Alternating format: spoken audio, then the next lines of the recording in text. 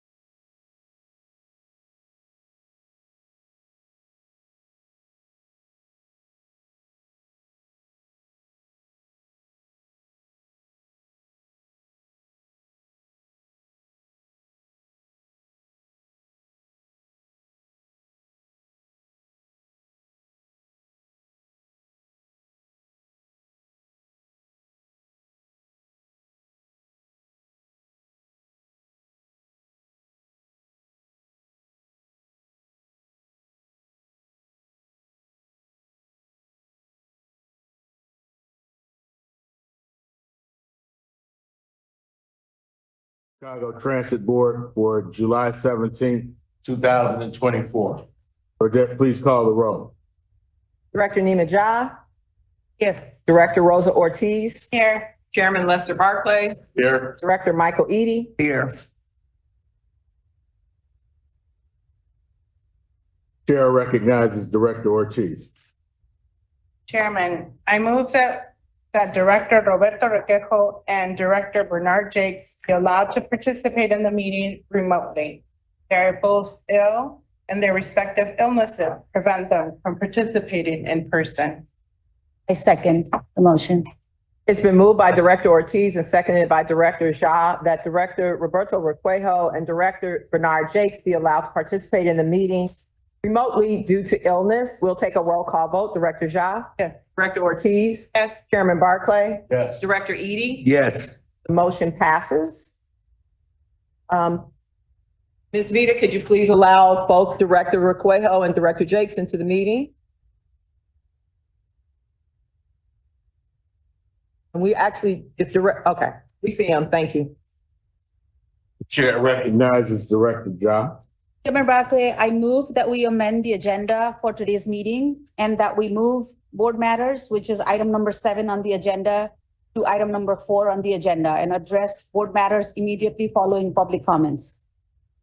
I second the motion. It's been moved by Director Ja, seconded by Director Ortiz, that we move board matters, which is item number 7 on the agenda, to item number 4 on the agenda and address board matters immediately following public comments.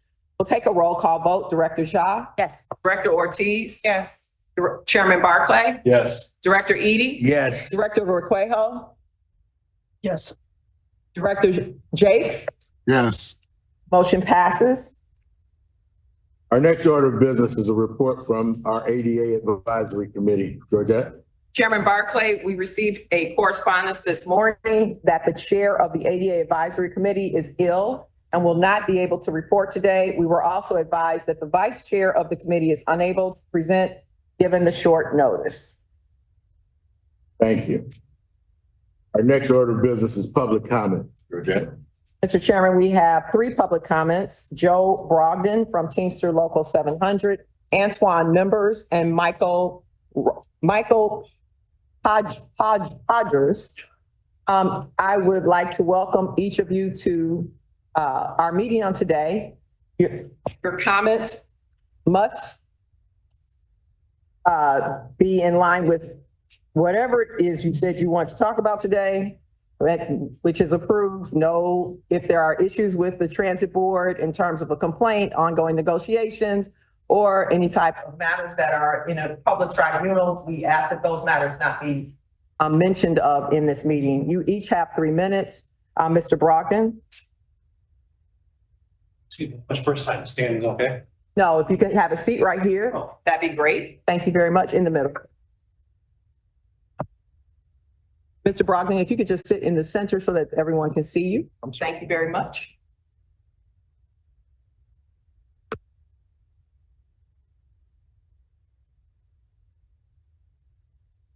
Good morning, everyone, and I appreciate you allowing me to make, it's just a statement.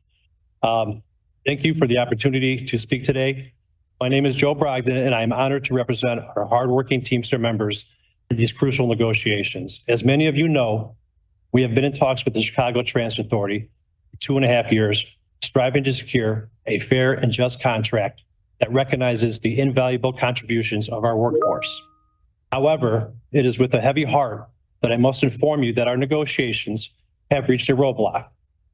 Despite our best efforts and willingness to compromise, the CTA's representatives have failed to address several key issues that are vital to our members' well-being and livelihoods. First and foremost, fair wages. Our members deserve compensation that reflects the rising cost of living and the dedication they bring to their roles every single day.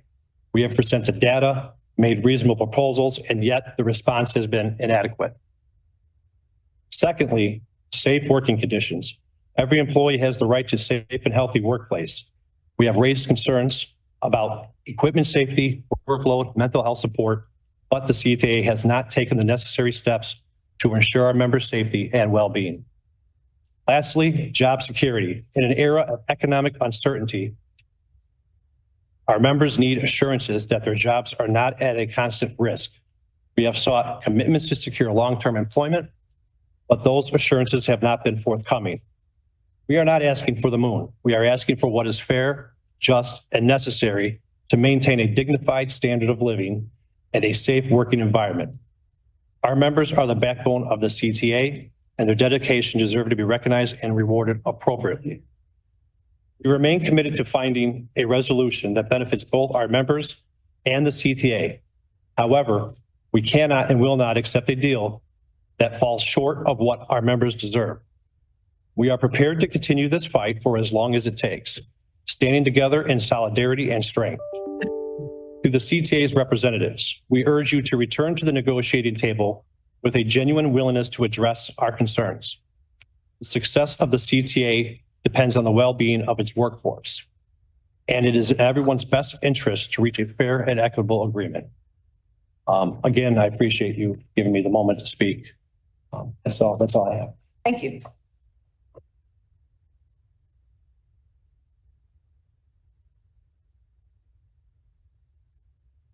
Our next public comment will be made by Antoine members.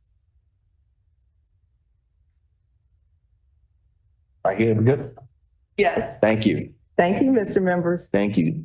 First of all, it's an honor to be before you, this Gus body. I want to first of all thank the chairman of Barclay as well as the president Carter for their contribution to public transit. A lot of great things. The extension of the red line is a blessing, and we know that when you make a contribution towards public transit, it will also is a direct correlation to the economic growth in the areas in which you invest in. So I just want to thank y'all for that, because I'm not here to necessarily complain, because you guys done great work. And I'll make sure, please make sure that the green line on the in the Inglewood area, I think Racine. Just make sure that's invested in, because the people have spoken. We know referendums are not legally binding. It doesn't really have any teeth, but the people have spoken. I hope that investment happens. And I know there's other issues you guys had to deal with because of the fiscal matters. And I will deal with that in the moment, but that has to be taken care of. The people have spoken. And I like what they're doing in the Inglewood area. Great representation. Coleman is a great representation, as well as Moore, as well as Rage Community Organization and other organizations in Inglewood. They fought and lobbied for it, and I think they deserve that investment. And that will make a great turnaround for the Inglewood community. Those are the good things. Then the bad comes into play. The merger. And I know it makes sense on paper, physically, since the RTA is kind of covering these half of the income of CTA. That kind of makes sense. But you got to think about the political complications of it and the infight. You got unions. You got a lot of other department heads who's going to lose their jobs. And I think it could cause a lot of mess. It's like a marriage. You know, marriage makes sense fiscally, but you still got to deal with personalities. And that can disrupt the operations of these organizations as a merger. Because we still have service quality is a problem. Let's go with the ugly. The ugly is I just recently had a problem with my vehicle, so I was forced to take the CTA. Pre-COVID was a different experience than post-COVID. Post-COVID is just out of control. I mean, smoking. I had to tell a young man, can you quit smoking, please? Almost got in a fight with him. Every time I get on the train, I had to address someone, stop smoking. Because I used to be in law enforcement for 2 decades, so I'm not afraid to address an issue that breaks the law. But most commuters don't have that courage to address it because their public safety is at risk. So that's a problem, and that needs to be addressed. Also, I recommend for public safety is we need our own, CTA need their own police force. It's the truth. And I think a union leader did mention that on the news, and I'm guaranteed it's been mentioned before. I'm not probably the first one that mentioned it, but it's practical. It makes sense. If you could wrap up your overtime. Thank you. Thank you so much. I ain't trying to disrupt y'all meeting, but I think we need a police force in-house. You need to start recruiting around the country, maybe do some lateral transfers, but that needs to be a priority because the security that you're hiring doesn't have that much training to deal with certain issues. Just a reality, like just being an officer. So I recommend that because public safety is a bigger problem, a reason why maybe the ridership has been down. I'm gonna say this too, I'm gonna wrap it up. Also, behavioral. I think some issues are not always physical, sometimes it's behavior issues that maybe cause a decline of the revenue because you gotta think about ride sharing. More people are taking Uber and Lyft. Wrap it up. Yeah. Thank you. Uber and Lyft, as well as the public safety matter. So hopefully these issues that I mentioned can be addressed and put in consideration. But thank you so much. And thank you for the good work you have been doing. And I'll keep you guys in prayer. Keep up the good work. And I hope what I mentioned can be talked about. Thank you very much.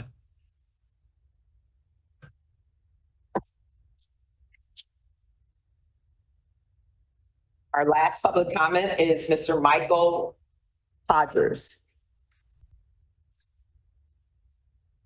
Morning, everybody. First, I just want to say thank you to the secretary and her team for accommodating me this morning. I had a misunderstanding with the sign-up process, so I very much appreciate that, enabling me to speak today. I am Michael Podgers. I am the policy lead at Better Street Chicago, and I'm here to bring to the board's attention the Redefine the Drive project, which is being led by IDOT and CDOT, but the CTA is partnering on. Since 2020, BSC has been leading advocacy calling for a non-highway alternative along DuSable Lakeshore Drive. IDOT is currently leading a project called Redefine the Drive, which is planning to completely rebuild the northern half of DLSD. Unfortunately, IDOT and their partners at CDOT have failed to redefine anything, and they continue to propose rebuilding DLSD as a lakefront highway. We're bringing this to your attention because IDOT is preparing to announce their preferred alternative within the next couple of weeks. And we are extremely concerned by the choices available and the choice that IDOT will probably ultimately select. There are five recommended alternatives, all of which lean into rebuilding DLC as a highway, and only two of which have any transit priority infrastructure whatsoever. We are not confident that IDOT will be choosing either of those options. And frankly, those options are not particularly great in terms of increasing or improving transit operations along the lakefront corridor. Such a decision flies in the face of public preferences for transit and a non-highway alternatives, preferences that have been expressed since basically day one of this project, which began in 2013. So notably when 10 years ago plus. A lakefront highway is neither popular nor desirable, and considering it is contained entirely within the city of Chicago, DSLD does not effectively connect to the region's interstate network, nor does it improve local or regional mobility because it is such a generator of congestion.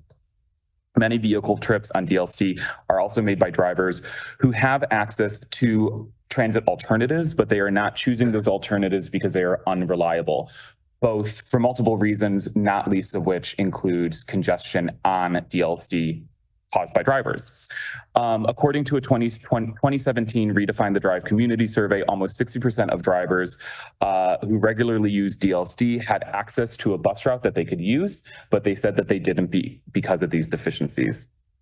Notably, transit ridership along the lakefront corridor is very high. There are 17 bus routes along the north and south lakefront corridor that in September 2019 served over 100,000 riders a day.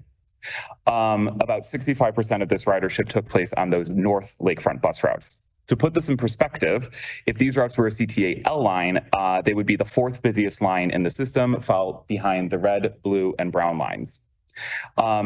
These routes also have higher ridership than any individual metro route. So just to put into context the degree to which transit ridership is occurring on this corridor. Despite this high ridership along the lakefront and DLSD corridor, though, we believe that this is the ridership floor. As I have noted, there's several deficiencies with the transit system in this corridor. A lot of people are choosing not to take transit when they can, and therefore we think there is a lot of opportunity for growth, given the right infrastructure and services. To make matters worse, so also another problem is the number of frictions that are created traveling along the lakefront. All the lakefront bus routes terminate in the loop. There is no centralized transfer point. This creates a friction when riders are trying to get from places like Uptown to Hyde Park. There is no easy way to transfer, further discouraging ridership. And Redefine the Drive impacts more than just transportation in our region. The choices we make about the future of DLCD will greatly impact the most important public space in Chicago, our lakefront parks. Yes, absolutely. So we bring this to your attention to let you know that BS Better Street Chicago has a few requests for this project. First is that we halt it and we do not make a decision on a preferred alternative. We develop a new and updated, robust public engagement process led by the City of Chicago and its residents, not IDOT. Create a comprehensive vision for the lakefront and have the engineering follow that vision, not force a vision around engineering. And dedicated transit must be guaranteed from day one. And this includes adequately exploring all options, including bus rapid transit and light rail transit along this corridor. We realize that the CTA alone cannot change this decision, but we want to make sure that this is something that the members of the board, staff are aware of, and ensure that we can move forward and make the best transit system that we can in the city so that we can hit those 2 million riders a day and we can compete with cities like Paris. However, that is going to require significant and extreme investments. Thank you for your time. Thank you. Mr. Chairman, there are no other public comments. Thank you. We will now address board agenda item 4, board matters. Georgette, do we have any board matters today? Mr. Chairman, today we have 2 board matters. The first is to approve an ordinance re-electing Lester L. Barclay as chairman of the Chicago Transit Board and setting the chairman's salary. Chair recognizes Director John. I move that the board approve the ordinance re-electing Lester L. Barclay, chairman of the Chicago Transit Authority, and setting the chairman's salary. I second the motion. We'll take a roll call vote. Director Ja? Yes. Director Ortiz? Yes. Director Eady? Yes. Director Requejo? Yes. Director Jakes? Yes. And Chairman Barclay? Abstain. The vote passes, and we will note for the record that Chairman Barclay has abstained from voting.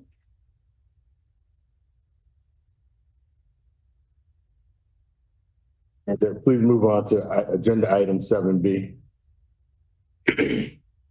Mr. Chairman, our second board matter is an ordinance to approve appointing members and chairs to certain standing committees of the Chicago Transit Board. I have a motion to approve appointing members and chairs to certain standing committees of the Chicago Transit Board. Chair recognizes Director Eady. I'm sorry, may we have a motion on this matter? No.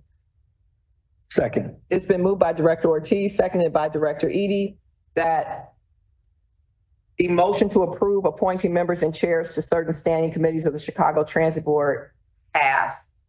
The ordinance passed. We'll take a roll call vote. Director Ja? Yes. Director Ortiz? Yes. Chairman Barclay? Yes. Director Eady? Yes. Director Requejo? Yes. Director Jakes? Yes. The motion passes. Now, Director Eady, thank you. Chair recognizes Director Eady. Mr. Chairman, I move that we recess the regular board meeting of the CTA Transit Board, move to the Finance, Audit, and Budget Committee meeting with this meeting to reconvene following the adjournment of the Finance, Audit, and Budget Committee meeting. I second the motion to recess until that fixed time to reconvene.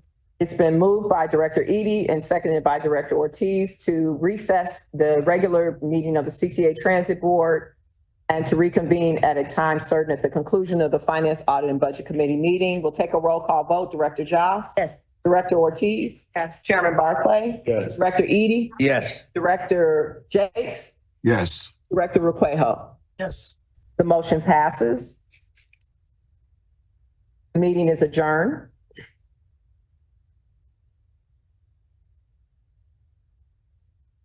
Our first order of business is the approval of committee minutes of June 20. Excuse me, Director Jakes, if we Yeah. could start with Chairman Barclay, that'd be Oh, great. I'm sorry. I No, apologize. no.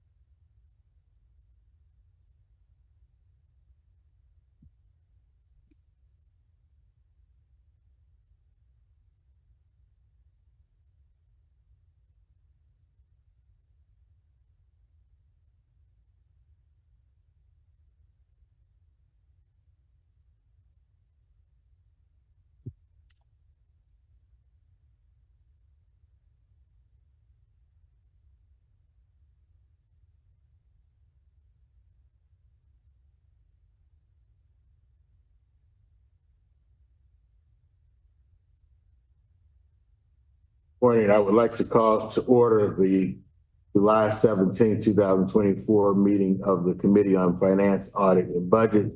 Georgette, would you please call the roll?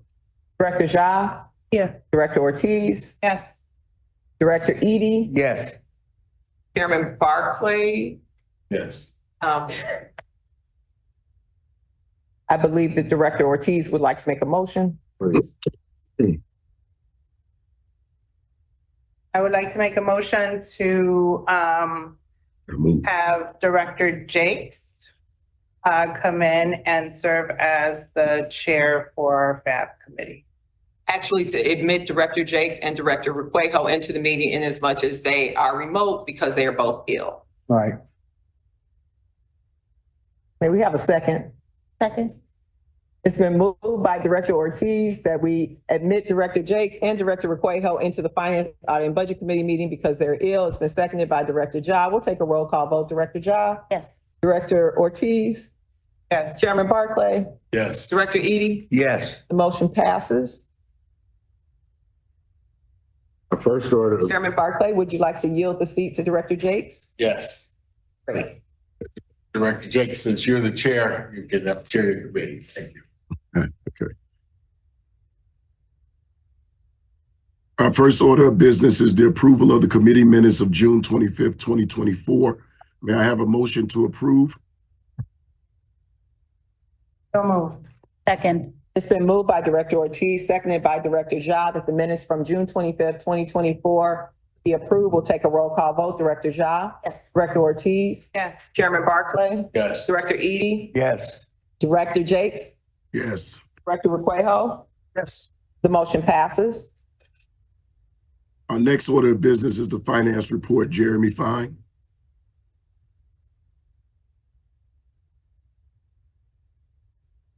Good morning. I'm Jeremy Fine, your Chief Financial Officer, and I'll give the report for May results as well as year-to-date numbers. You see here with regard to May revenues, they're following a similar trend of what we've seen in prior months, where farebox is down slightly to budgeted expectations, but passes, as we see more people novating to passes, continue to outperform budgeted expectations by about $1.4 million. Overall, on a net basis for the month of May, we see fair and pass totals coming in about $1.2 million better than expected. Reduced fare subsidy continues to come in as expected. Non-fare box totals coming in about $600,000 better than budgeted expectations. So overall for the month of May, we are exceeding budgeted expectations by about $1.8 million and almost $3 million better than May of 2023.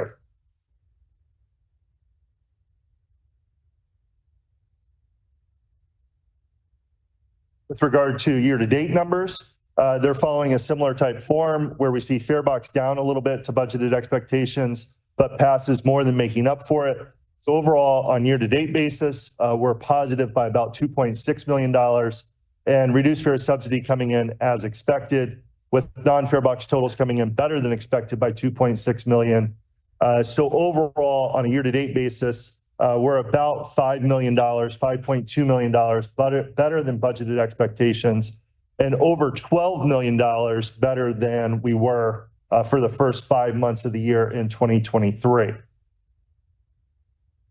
With regard to our expenses, we see continued positive favorability on labor. As we've talked about previously, we will continue to see that go down as our hiring efforts continue to ramp up. But for the month of May, we see about $7 million of favorability there. Materials are essentially flat, slightly positive. Fuel and power continue to be strong performers for us. Injuries and damages are coming in as expected. And as we talked about last month, we expect security services to run a little unfavorable to budget through the remaining part of the year. We had discussed that we thought that those numbers would be about $2 to $2.5 million a month negative to budget. This month is basically at that, slightly better at about 1.7, 1.8 million for the month of May.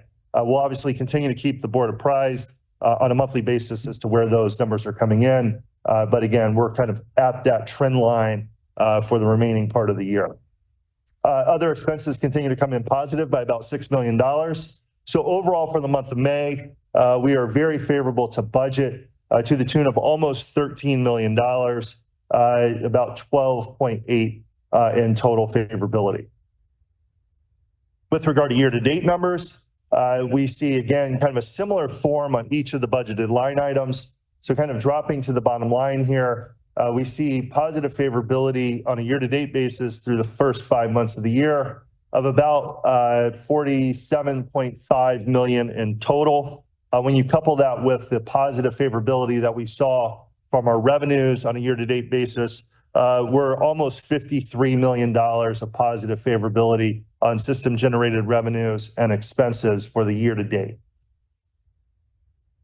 With regard to our public funding, as we've talked about in prior months, it's a little bit of a mixed bag. We see sales tax and PTF continuing to outperform budgeted expectations, but the impact of higher interest rates on the real estate transfer tax continues to have a depressing effect on those collections. So we see sales tax for March coming in positive by about $200,000. PTF for June coming in about $700,000 better than expected. And the RET for May underperforming by about $1 million, 1.1 million. And PTF on RET for June about $500,000. So overall, on a percentage basis, we're relatively flat. But on a cash basis, we're down about $800,000 to budgeted expectations, again, due to the impact of the real estate transfer tax in particular.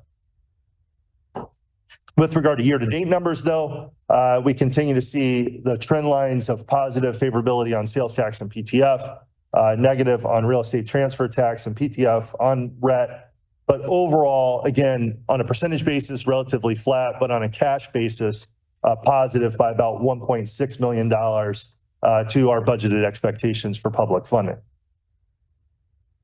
With regard to our federal relief funding draws, we're drawing down a little over $31 million for the month.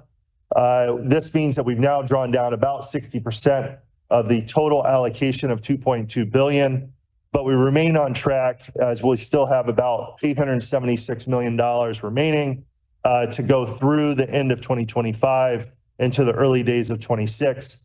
But obviously, this is a very dynamic situation, and we'll continue to keep the board apprised on a monthly basis as to where those trend lines continue to map out. With regard to the three commodities that we purchase, fuel, power, and natural gas, we're where we need to be locked in right now for fuel and natural gas for the next year or two.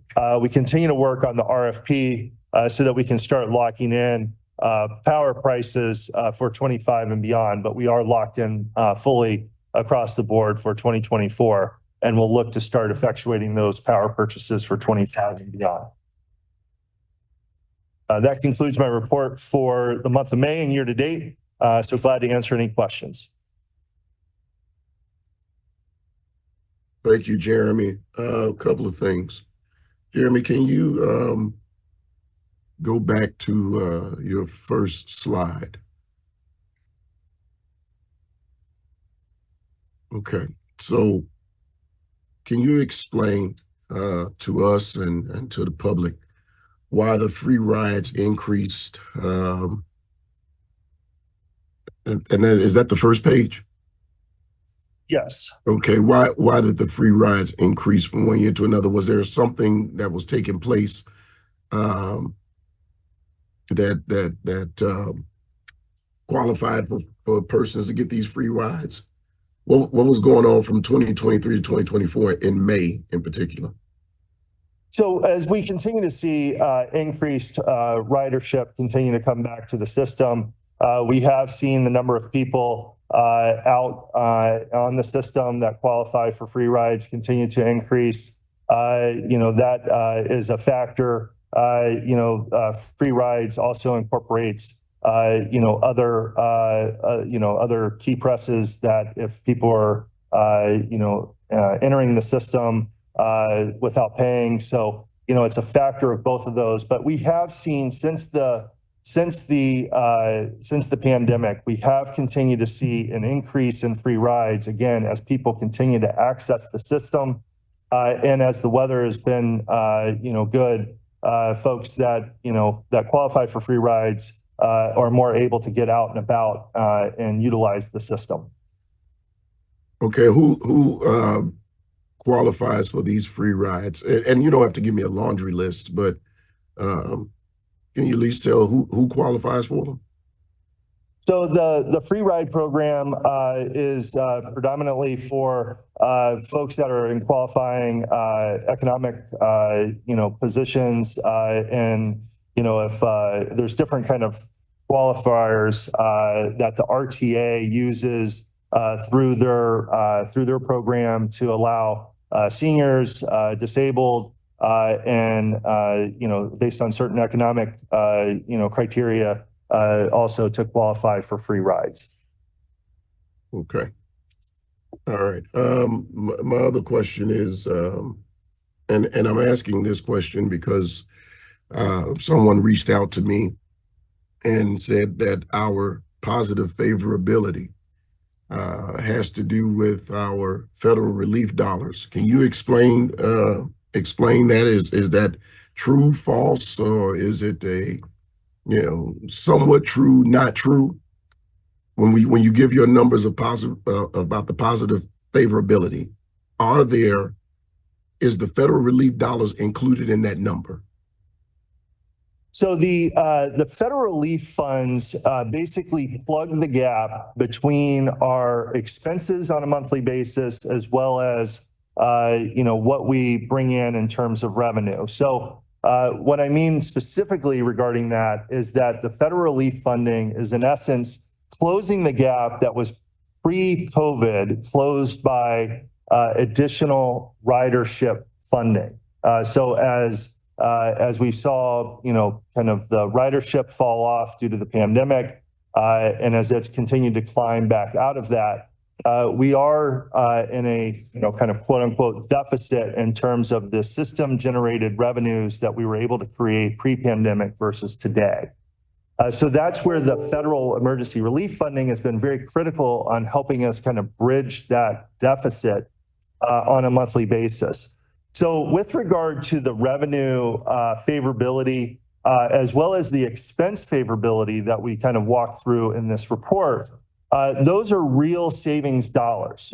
So, as you see here on this page that's still up with regard to May revenues, we continue to see positive favorability on our system generated revenues vis-a-vis our budget. Those, again, are outperformance as we've seen, and we've been able to attract more riders to the system, which also has a reciprocal effect on, our other non-fare box revenues. Those are real dollars and are not kind of boosted by the federal emergency relief funds. As well as I'll flip over to the expenses. Again, those savings, are not kind of boosted by the federal emergency relief funds. What the federal emergency relief funds again do is plugs the gap number between what we had kind of essentially pre-pandemic been able to generate from system generated revenues and what we're able to generate now.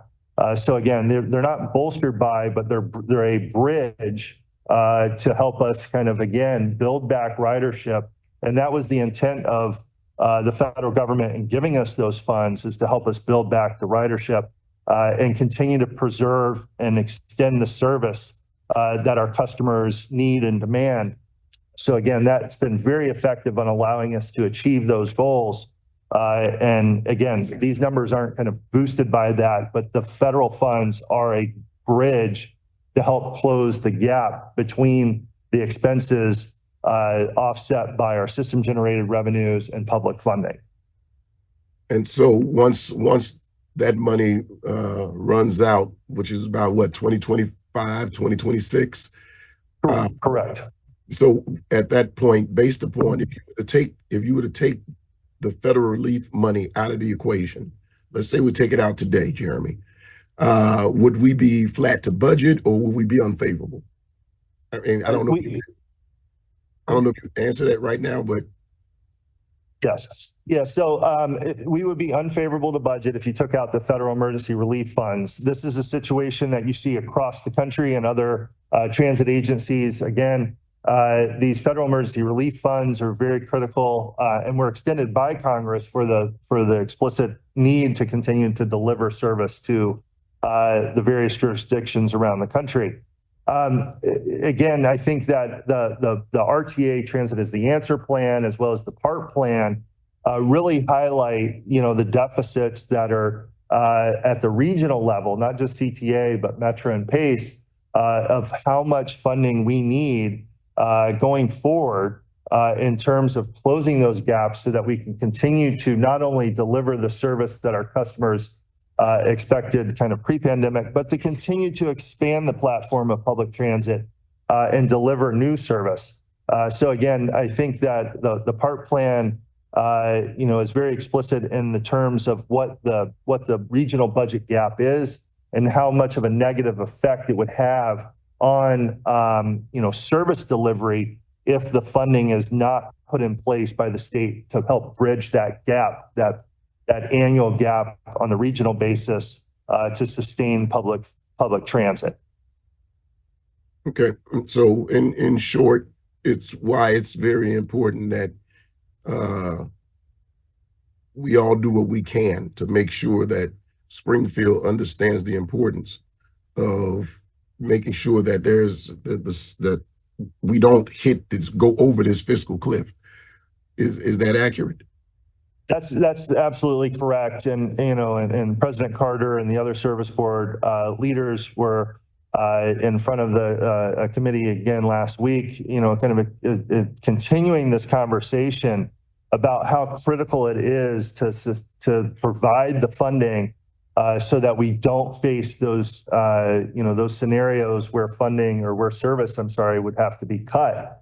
Because again, I think that what we've heard through the surveys that we've done, that the RTA did as part of its Transit is the Answer plan, as CMAP did through its PART plan, was that our customers want to see not only service, sustained and improved, but expanded. So again, I think that one of the things that we've been able to do with the federal emergency relief dollars is be more creative, be more innovative, and be able to expand, the connectivity between the three service boards, be able to be more creative with regard to our pass prices, and getting people, and you see it in the numbers from our revenue of people novating from pay-per-use to passes because of the innovations that we've been able to create with the help of those federal emergency relief funds.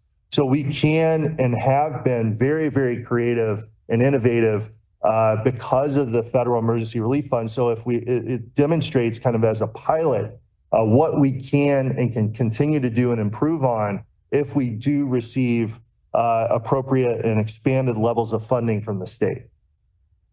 Well, I'll just say this and then I'll move on. With as we continue improving and expanding, you and your team have done a marvelous job handling those federal relief dollars.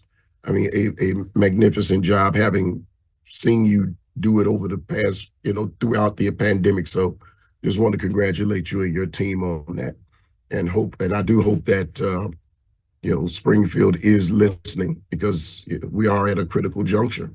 and time is moving rapidly. So thank you. No further questions, Georgette. We'll take questions from other members of the board. Director Ja, Questions, thank you. Director Ortiz, No questions, thank you.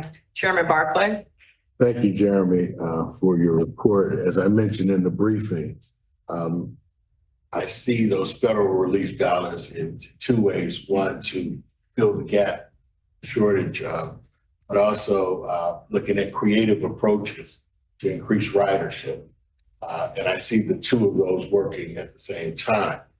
I want to learn more about what we're doing to increase ridership. I know Poppy has offered some creative solutions, but I'm really interested in the impact of if we spent some of those federal dollars, if we invested them correctly into increasing the number of riders, will we gain a yield to an increase? Because I don't want all those funds to be depleted and we're just simply filling the gap, but we're not looking at creative ways to increase ridership. Yes, and I think that has proven out in the past price modifications as well as the waiving of the transfer fee. You have seen us have substantial increases in ridership and related revenues over the last couple of years. It was like 24-25% a couple of years ago, followed by another 13%.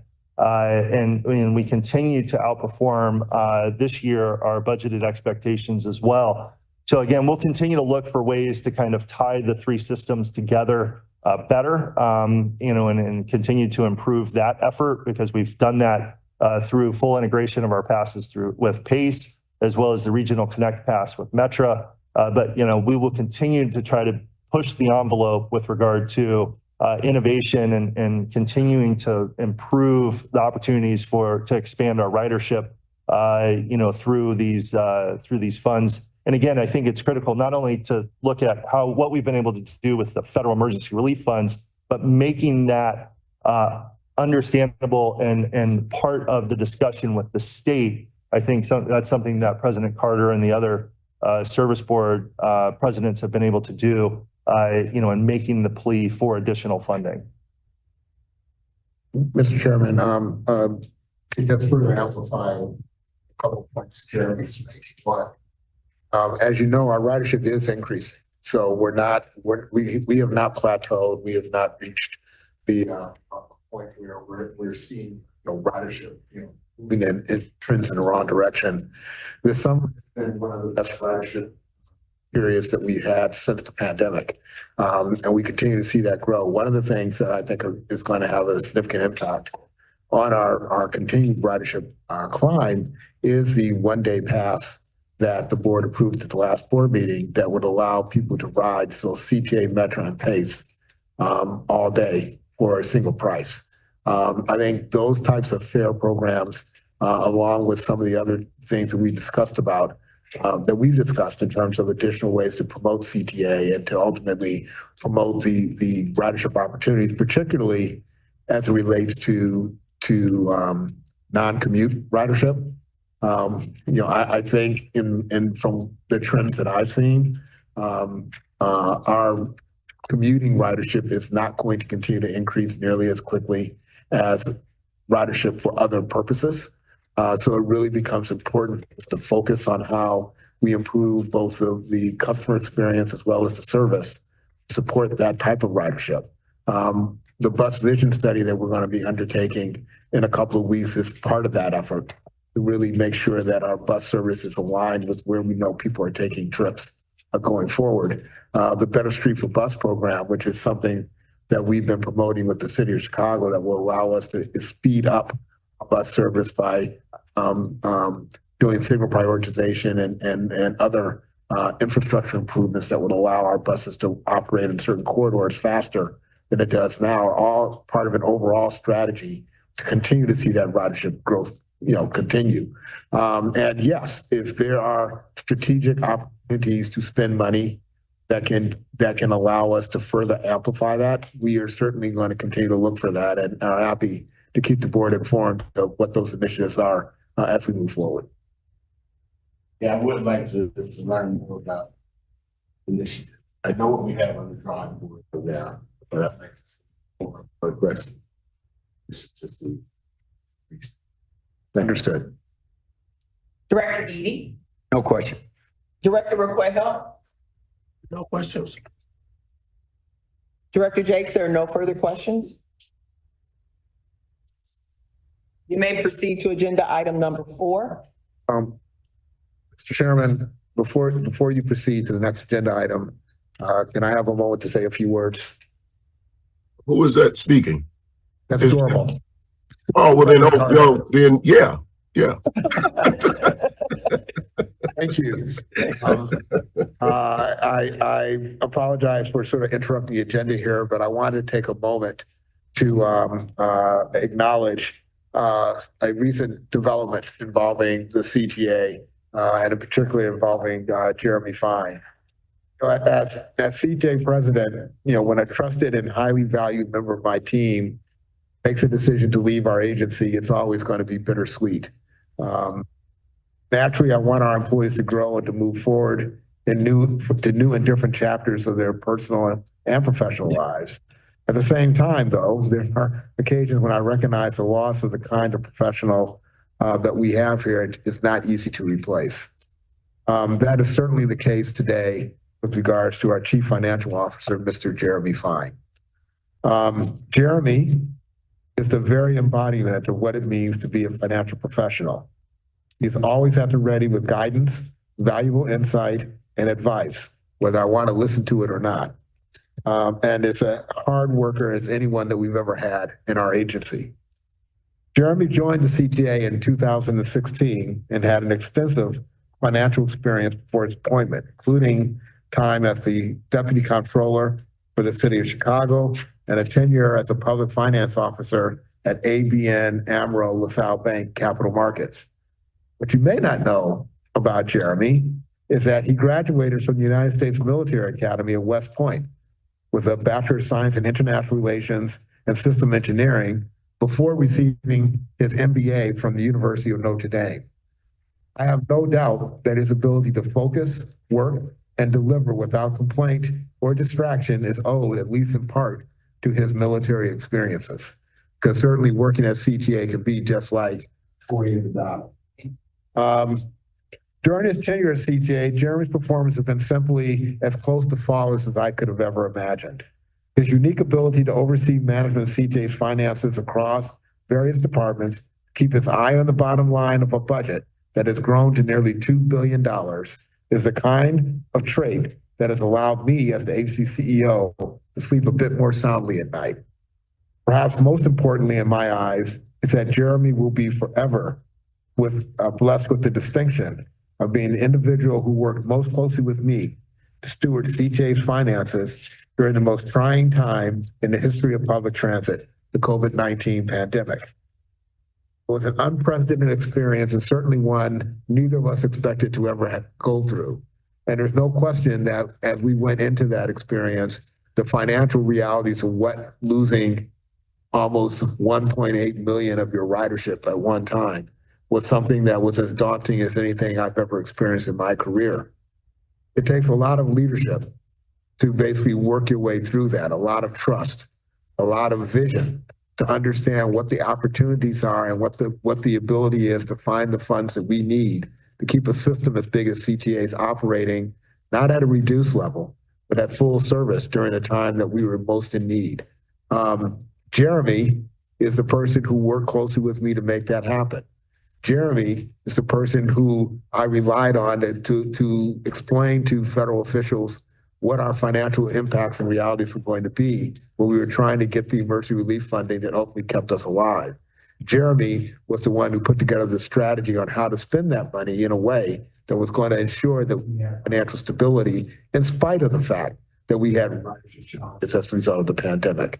And so I owe, and I think this agency owes, and I believe the city of Chicago owes a great deal of gratitude to Jeremy for his leadership and his support during the time that we went through, a time that we all admit was unlike any that we'd ever experienced or would ever imagine we'd have to go through in the future. I want to also be clear that as we made it through the worst of this trying time, Jeremy never lost his focus. He never succumbed to any pressure, and he never showed anything but a steady hand and a cool demeanor and a tremendous level of intellect and financial management skills that were necessary to get us through this unprecedented time. In conclusion, Jeremy, I want to thank you for your hard work, for your dedication, for your counsel, for your commitment to the Chicago Transit Authority, to our customers, to this board, and to all of our employees. We've been through hell and back as a team. You have been an integral part of that. You will be dearly missed by not only me, but everyone else here at CTA. We wish you all the best in your future endeavors. I have no doubt that you will be just as successful in what you pursue going forward as you have done here at CTA and as you have shown throughout your entire career. There's a tremendous loss to us to have you moving on at this point in time, but we will be forever better as an organization because of the work that you did here at CTA. Thank you. Thank you. I'm glad we're taking a moment to recognize that. I think when we all first heard the news, we were a bit shocked, but we definitely share the sentiments of President Carter in terms of knowing that we have good hands and a good head working on all of these really important pieces for the CTA, for all of us, for our city. So thank you. We wish you well. Thank you. Thank you. Thank you. I want to thank you. We've worked closely together. Appreciate your efforts, your hard work, and your diligence, and your team as well. The audits, when we get back results, we're good with the auditors. That's always a good sign that the team is led a good team. Appreciate your work, and we wish you well. Thank you. Thank you. And if I say a few words, No, absolutely. I truly appreciate, the opportunity to really serve. I mean, it's been, like you said, it's been a lot, and truly appreciate the opportunity to serve our customers, leadership, the stakeholders. While departing CTA, it remains in my heart, thoughts. I mean, go through these battles, and it just it can't be anything other than that. Sorry, but serving with such a great team, has been the honor of a lifetime. We've been successful in improving financial metrics, modernizing, the financial processes, and really just trying to be more responsive to our customer needs. I continue to be impressed with the dedication and the passion for transit, displayed by our 10,000 employees, and particularly those on team finance.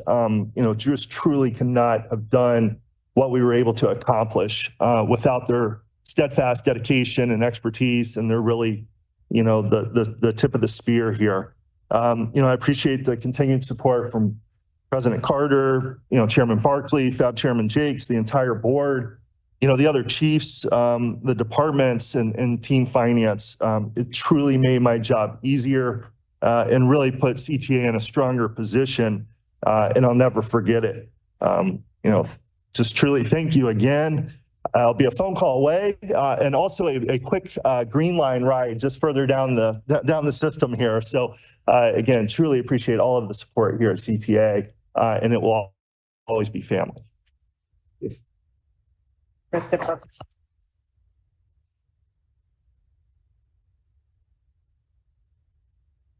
Jeremy, before we move on,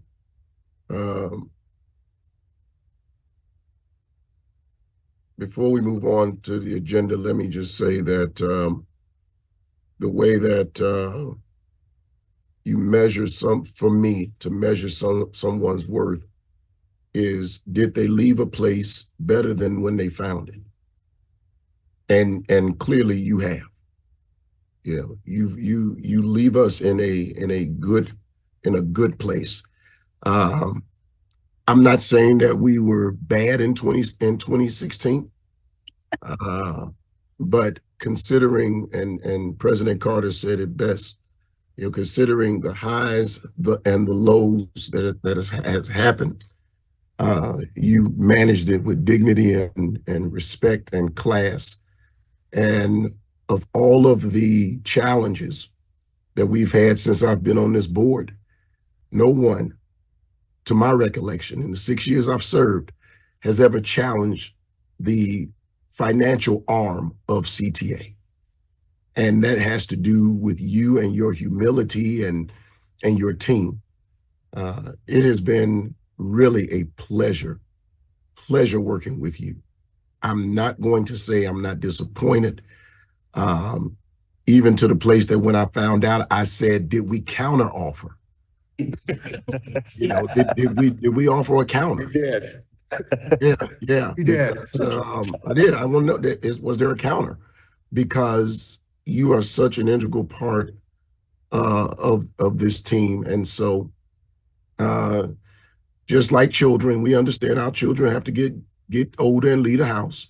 So we know you're leaving the house and somewhere, and it's not my business to say where you're going, but I'm sure they're going to learn very quickly how you will make that place much better than they are. And so, Jeremy, thank you so very much.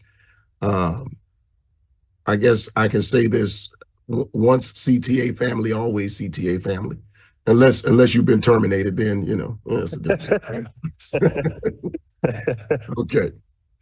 I appreciate it.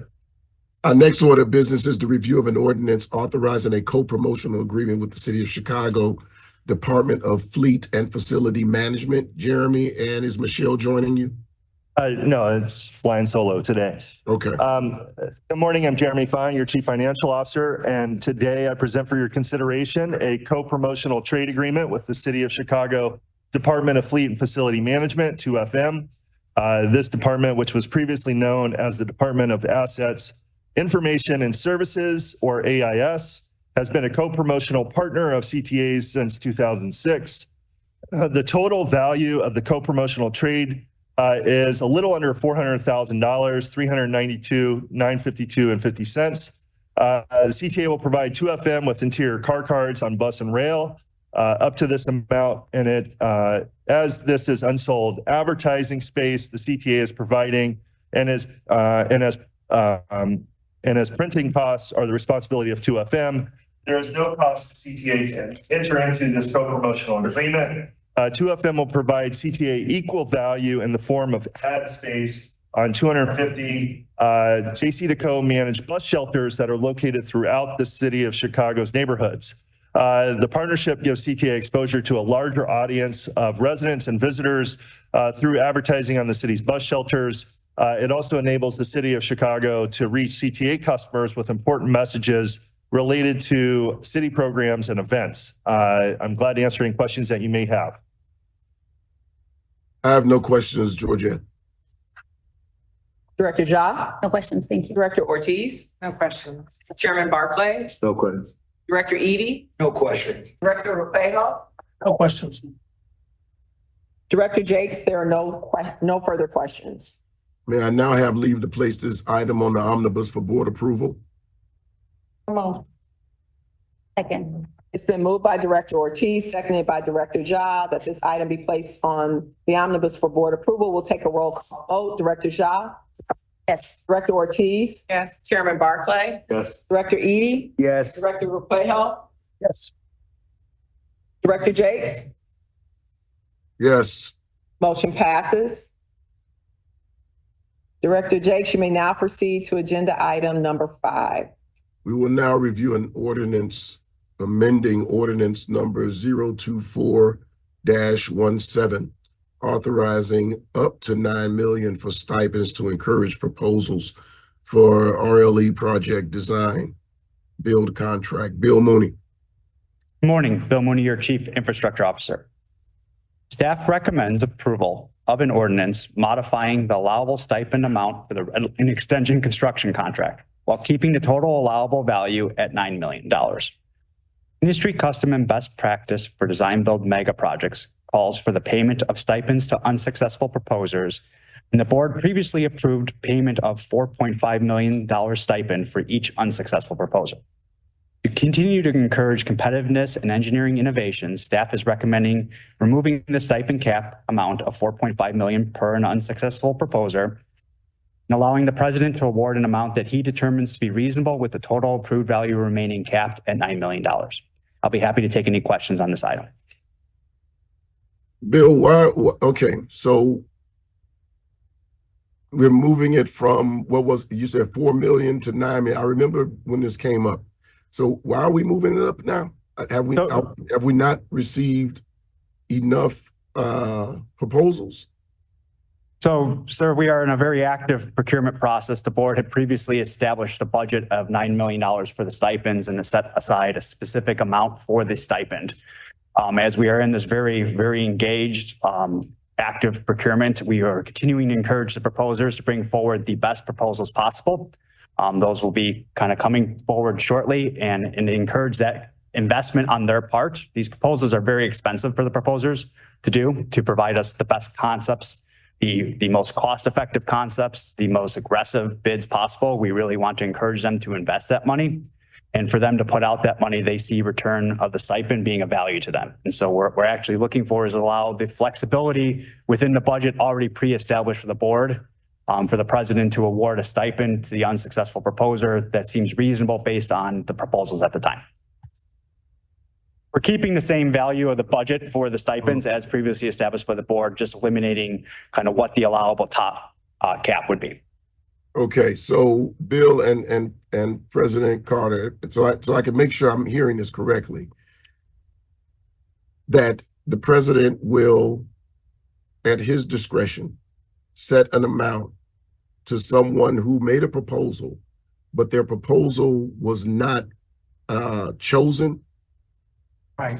That is correct, sir. So what happens is the unsuccessful proposer gets compensated for their effort in the process with a stipend. The successful proposer gets compensated with a project that has its own values to it. The benefit, of course, is that we keep competition moving through the process, which ultimately results in, as an agency, us getting the best possible price for the project itself. So it's a tool that gets used in complex construction projects like this, where you know that, there are a limited number of companies that can actually functionally provide the service that we're looking for. And it's a way to encourage those companies to stay engaged in the process, to allow us to get to the best overall proposal, both in terms of the scope of work and how it's going to be performed, but also in terms of the price that we may get for it. I would add to President Carter's remarks, sir, that typically proposals as complex as the Red Line Extension project will cost the proposers up to $20 million to put together the bid that they submit to us. That's the type of engineering resources they put into these proposals. So in continuing to encourage them to invest that type of money with some level of reward coming back to them, even if they are unsuccessful, really adds value to the competition. Keeping them hungry and seeing that return is really important for the success of the project's bid. I think it's also important to point out that the ideas that get submitted by the proposal, we get to keep. So even if the unsuccessful proposer submits an idea that we think would be beneficial to the project, we still get the value of using that idea in the project itself. So there is some value that comes out of it to CTA. Absolutely. Okay, yeah, that's I remember when we did this last year. I just want to make that get that clarity, make that clarity that we do own whatever they propose. Yes. Good enough. Thank you. I have no further. And as Bill indicated, we're getting very close, very close to having a recommendation for the board. President Carter, do you have I know this is based upon the proposal, is left up to you what the stipend will be for each one, but I'm curious as to how it got transferred to you. Does Bill, do you make a recommendation to the president? Yeah, it's really Bill. I'm not sitting at the table doing these negotiations, but they will make a recommendation as to what the stipend should be that I would then sign off on. Okay. All right. Thank you.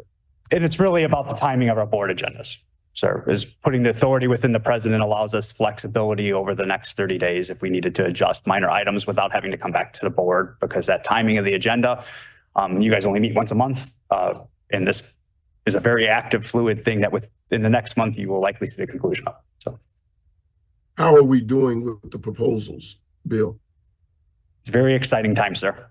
Are we getting a lot of proposals? So we have a short list of proposers that received our RFP that the board previously had approved last May. You shortlisted 3 proposers, and we have a very active, very aggressive proposal coming forward. So we're as it's an active procurement, sir. I can't go into a lot of detail on it. Right. But I could tell you that it is an exceptionally exciting time. We are coming to the end of the tunnel. Do you foresee that 9 million having to come back and ask us to raise that 9 million? Absolutely not. Okay. All right. Thank you. I see Ellen popped in over there. Uh-oh. I did. You're starting to make me nervous. This is an open procurement, so we really are allowed to talk about it, Director. But Okay. once we have the presentation, we'll be able to answer any and all of your questions. Okay. Very good. Thank you, Ellen. We're getting close. I can tell you that much. All right. No further questions, Georgia. Director Ortiz, any questions? I do. I have more questions, but I want to be thoughtful about our process. So I wonder if I should just ask these questions after the meeting, just to confirm that we're not muddying the waters for anyone. I would appreciate that. Thank you. Understood. Director Ja? Questions, thank you. Chairman Barclay? No question. Director Eady? Yes, I do have questions, but I'm following Director Ortiz's on that, and I will ask. Director Requejo? Questions? Okay. Director Jakes, there are no further questions.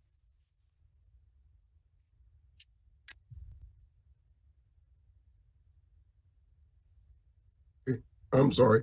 May I now have leave the places item on the omnibus for board approval? So move. It's been moved by Director Ja, seconded by Director Eady, that this ordinance, amending ordinance number 024-17 be placed on the omnibus for board approval. We'll take a roll call vote. Director Ja? Yes. Director Ortiz? Yes. Chairman Barclay? Yes. Director Eady? Yes. Director Jakes? Yes. Director Requejo? Yes. The motion passes. Director Jakes, we may now proceed to agenda item number 6. Our next order of business today is the review of contract number A-1 transit operations. I have no questions.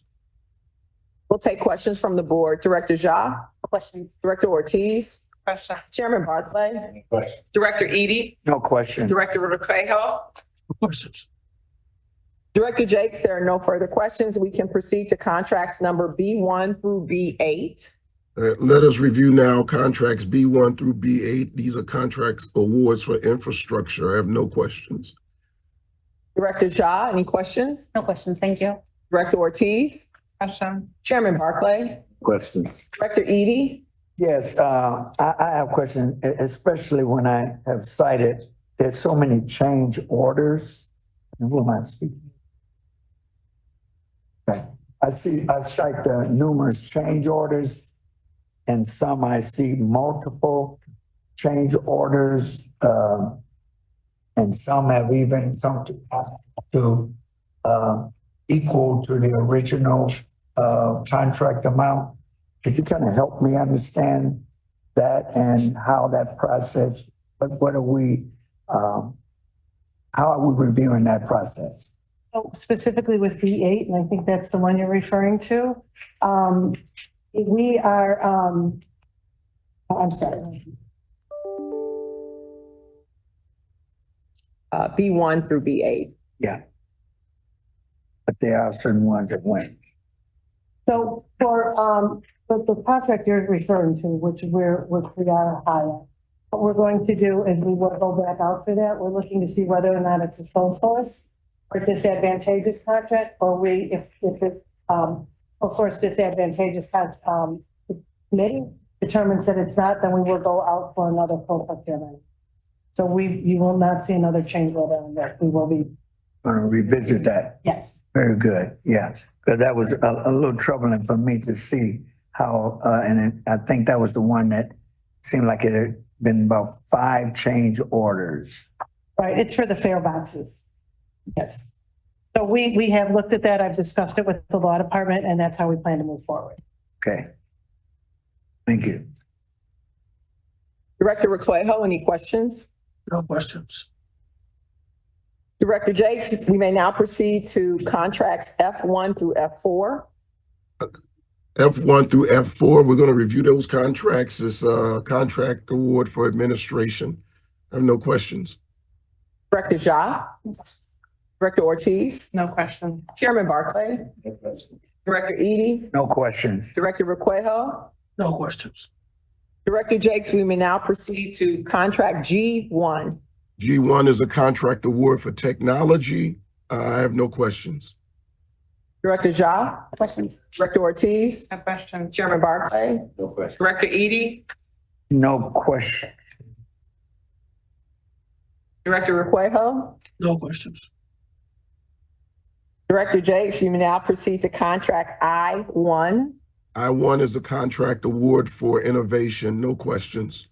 Director Ja? Questions? Director Ortiz? No questions. Chairman Barclay? No question. Director Eady? Yeah, similarly to the question I raised on the other, I see, is this one that's also being revisited in some way? Because it's similar. This is the one I was referring to. Okay, Sorry, I forgot that it was the last one. it's an I. Yes. Okay, all right, well then you've already answered that. Thank you.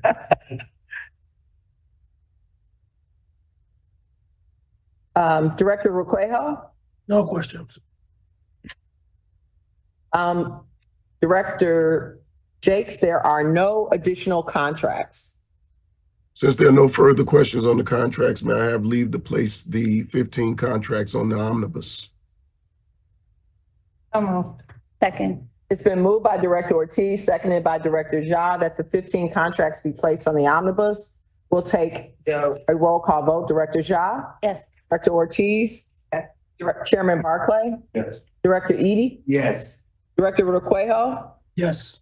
Director Jakes? Yes. The motion passes. Since there's no further business to come before the committee, may I have a motion to approve the omnibus and recommend the omnibus for board approval? So moved.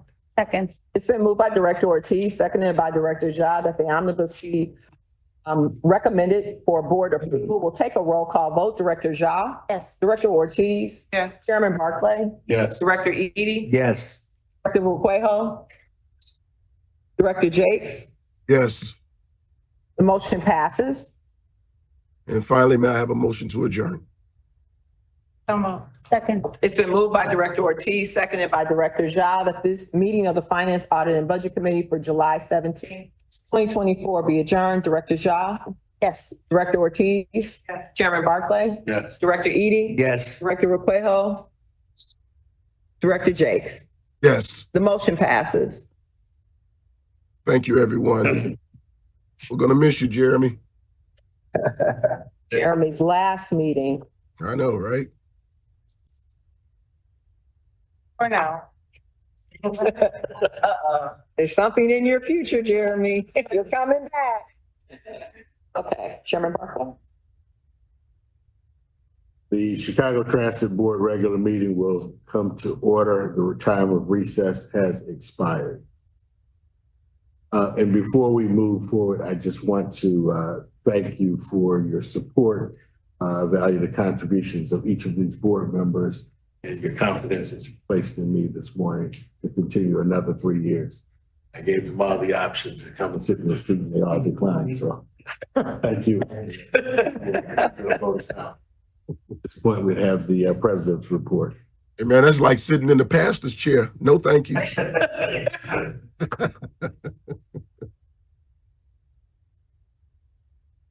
Thank you, Mr. Chairman.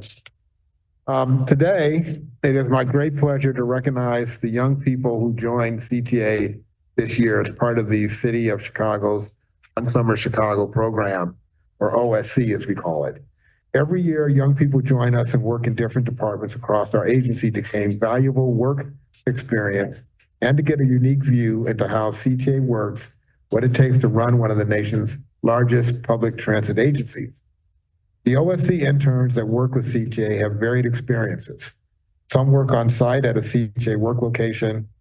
High school interns have hybrid experience working at CTA locations and participating in other activities, as well as like engaging in, and pursuing other activities, as well as engaging in virtual experiences or receiving professional development instruction, or perhaps even taking some college courses. During my tenure as president, we have grown the program and the number of partners we engage in, as well as the number of young people that we serve each year. I believe when we started this program, we probably were around 100. No, 50. Yeah, I'm looking at Keisha, who responsible. When we started this program, we had about 50 interns. Today, at this last event that you all saw this morning, we had 275. Wow. It's a running joke with Keisha Esther, who's the person in charge of the program, where each year I set a new target for how many interns I want us to have. And I can honestly say that she has never missed her target to date. So get ready, Keisha. I'll be giving you a new number. I'm always very pleased with the reports that I receive about these young people. And today you're going to hear more about this wonderful program from Keisha Esther, who I just mentioned earlier, who is our Vice President of Training and Workforce Development. And she's going to provide us an overview of CJ's involvement and partnership with the OSC program. Keisha, I'm going to turn it over to you now. Right.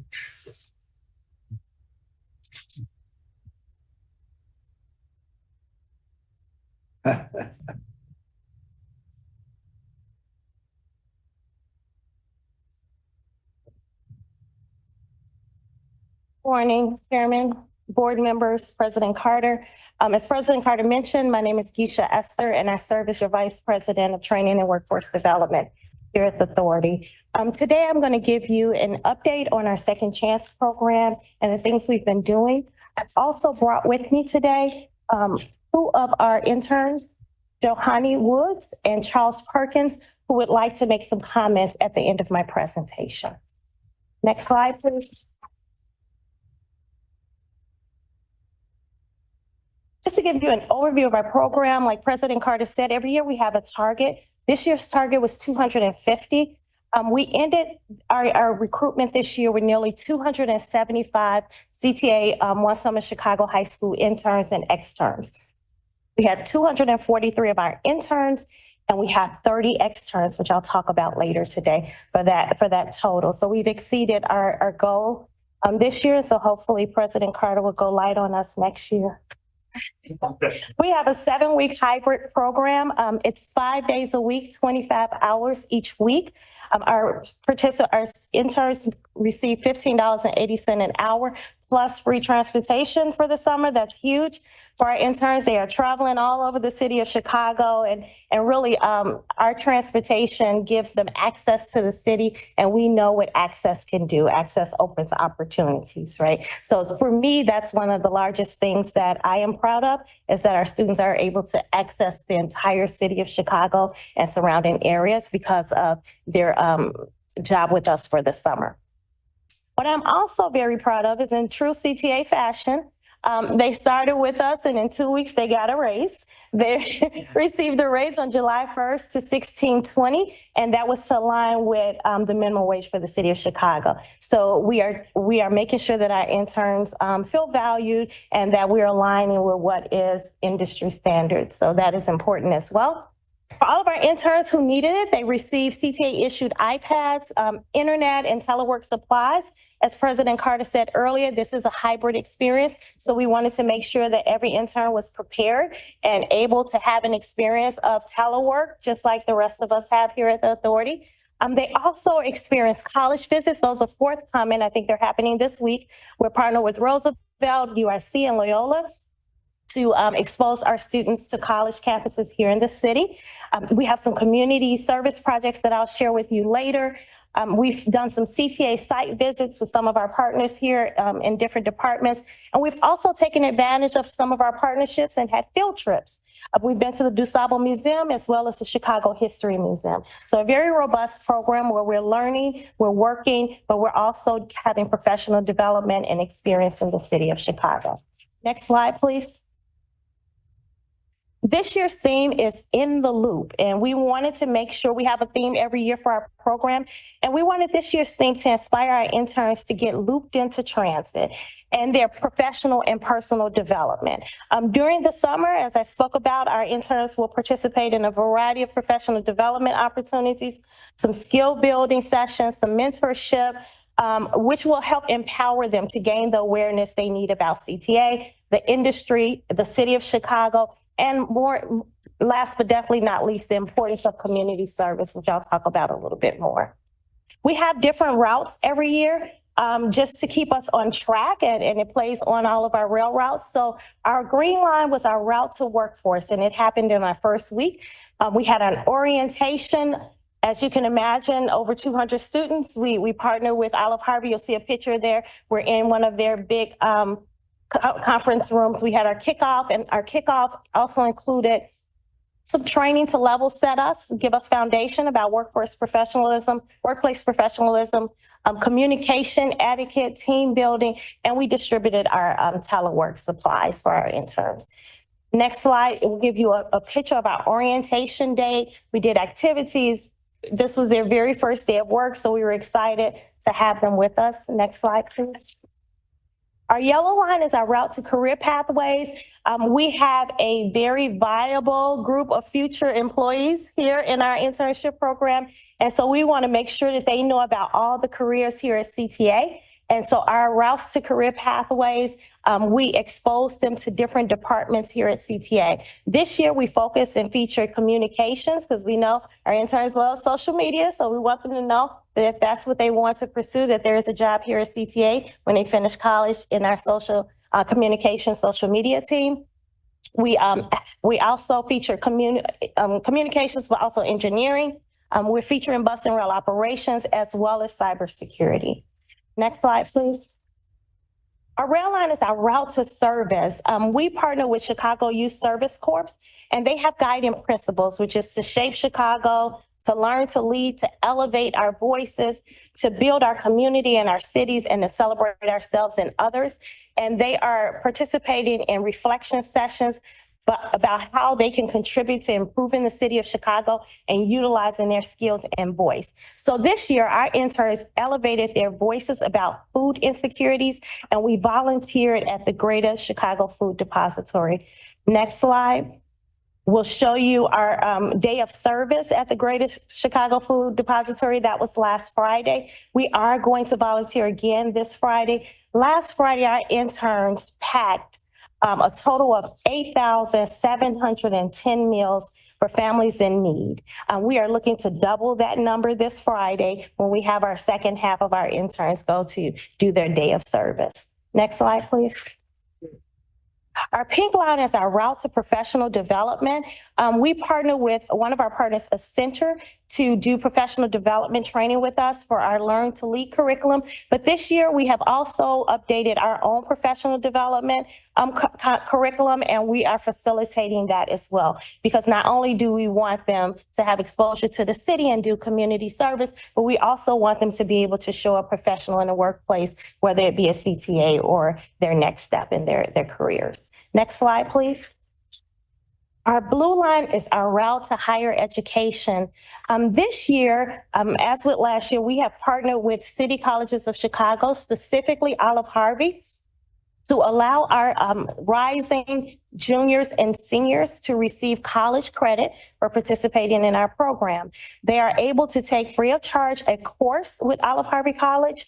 There are 4 courses that we offer this year: criminal justice, ceramics, music appreciation, and African American studies. So at the end of their internship with us at CTA, they will not only have had the opportunity to serve their communities, to gain professional development, they also have an opportunity, those who are eligible, gain college credit. And that's huge, as we know, to go into college with already 3 credit hours. So we have over 40 of our high school interns participating in that program this year.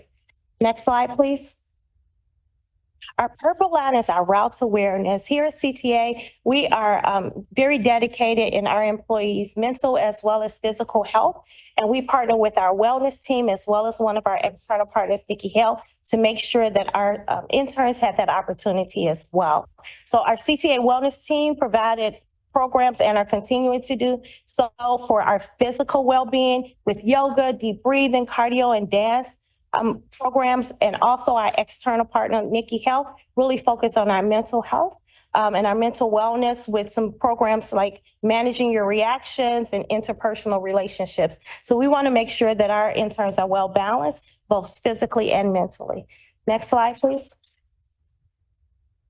In addition to making sure that their well-being is taken care of, we want them to be financially well as well. And so our brown and orange lines really focuses on our financial wealth and our financial freedom. We partner with the Economic Awareness Council to offer courses like banking and direct deposit, budgeting, entrepreneurship, building credit and saving and investing as part of their professional development. But also we partner with My Shy and My Future platform to allow them to do some self-guided work for financial literacy as well. So we want to make sure that when they receive those checks and they receive that raise, that they are thoughtful about how they're utilizing their funds. Next slide, please. So I talked to you a little bit about our program, but we do not do it alone. We have lots of partners versus both internal and external. So I do want to take a moment to acknowledge some of our internal partners here at CTA. So whether there was a group that helped us with onboarding or payroll, I want to acknowledge them. You'll see the departments here, but we also have interns that work on site and they require mentors and supervisors, and all of the departments have helped with that as well. So just acknowledging all of these departments is really important to me because we could not do it without them. And so we thank them. Next slide, please. You'll see here our mentor meetup. Just giving you a picture of our internal CTA employees who are volunteering and meeting their interns for the first day. So that was an exciting day for us. Next slide, please. I've talked a little bit about our internal partners. I want to acknowledge our external partner as well. Whether it is CPS or their career and technical education, whether it's our Live Well team for CTA Wellness, Chicago Scholars, the Economic Awareness Council, Olive Harvey, Nikki Health Consultant, they all play a very important part in the development of our interns this summer, and we appreciate the support and the partnership that we have with them. Next slide, please. I want to give a special acknowledgement to our newest partner, which is Southside Occupational Academy. This year, CTA has developed a new partnership with CPS's Southside Occupational Academy, and their mission is to foster a safe and productive environment for all students who participate in individualized transition education, capitalizing on students' interests and strengths while preparing them to become contributing members of their community. Next slide, please. We know they also provide students with educational training opportunities in the areas of independent functioning, social learning, vocational and applied academics. The picture you see here is us having our kickoff. I spoke earlier about us having 30 externs.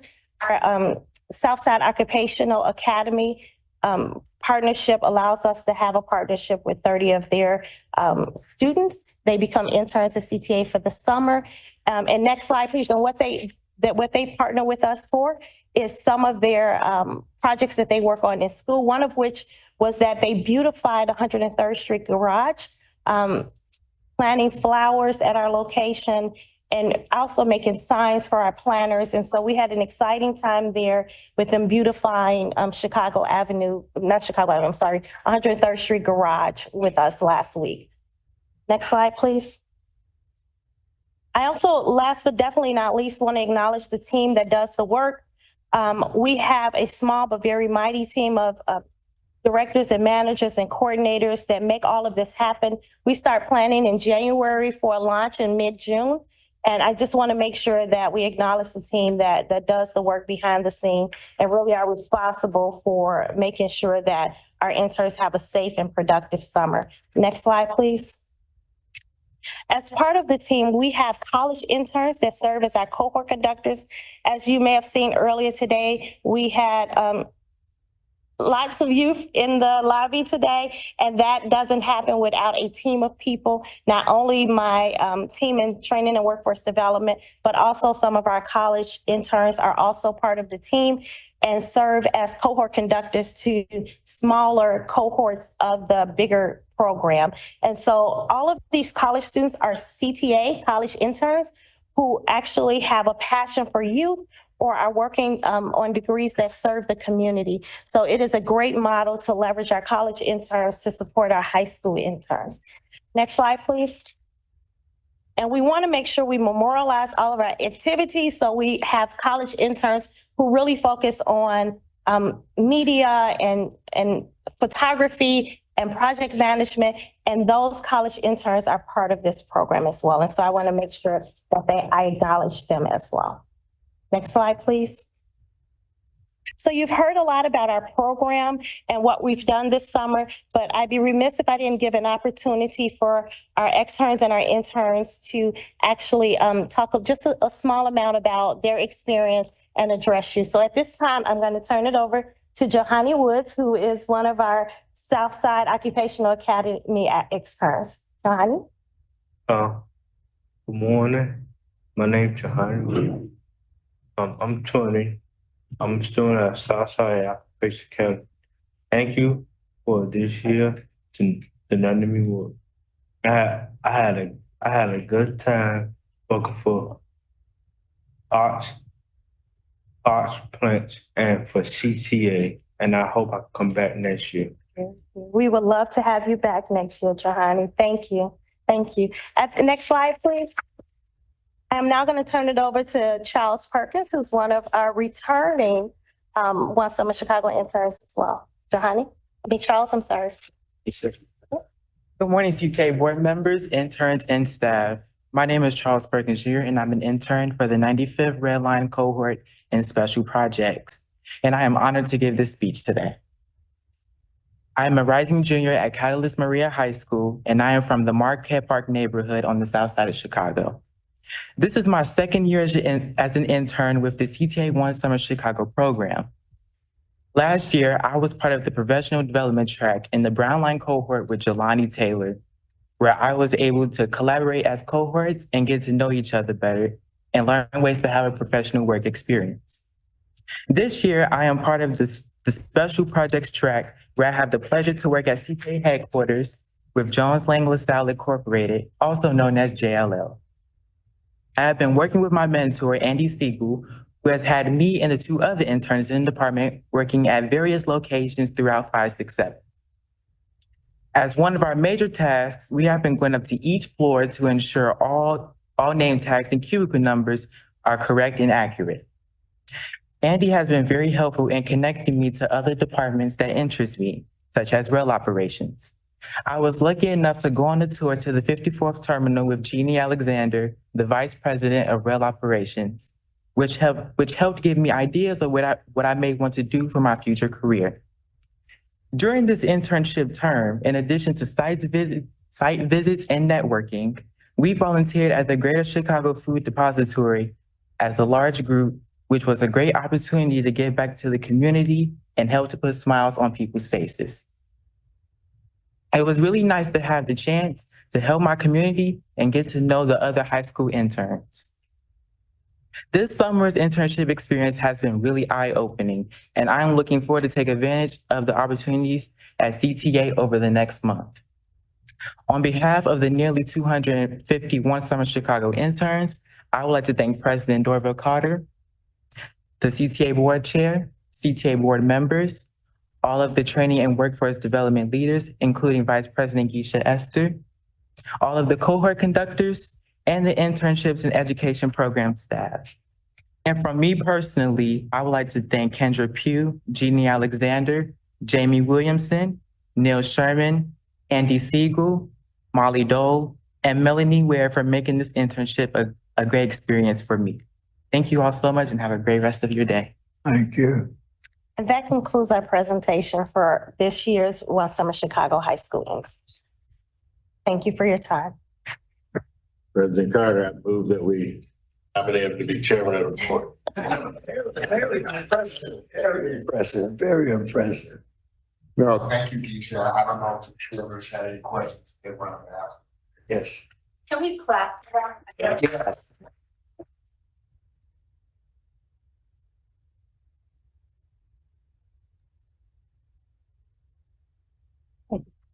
Yes, I do have a question. Very impressive, I'll just say that, and just excited to know that these kind of opportunities are being made available to our youth.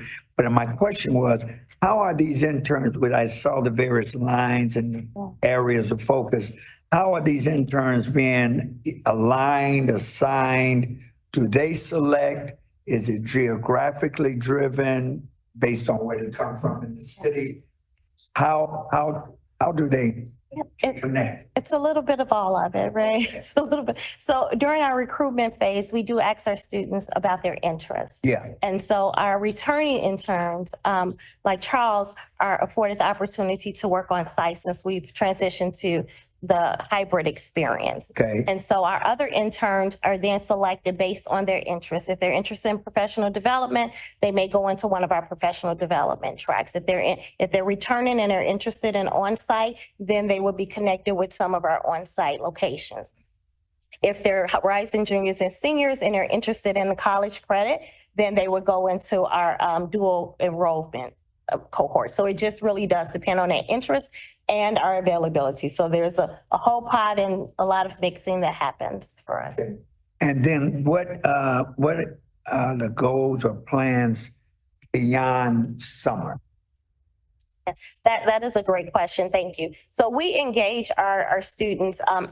As I mentioned earlier, we start at the beginning of the year with our recruitment efforts. And so we engage our students very early on after the summer. So after the summer, we are sad to see them go and then excited to start the new year.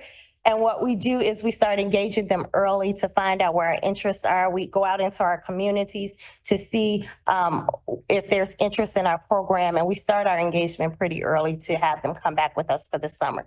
When they graduate high school, we encourage them to consider being a part of our college program as well. And so obviously when they finish our college program, we're looking for great talent, right? So there is a path for them, but our high school program is exclusive to summer at this time. I got it. Yeah. Thank you. You're very welcome. Any other questions, Director Ortiz?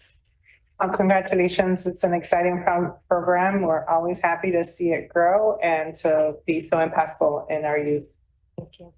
Director Requejo? No question, just congratulations on a very robust experience. Director Jakes?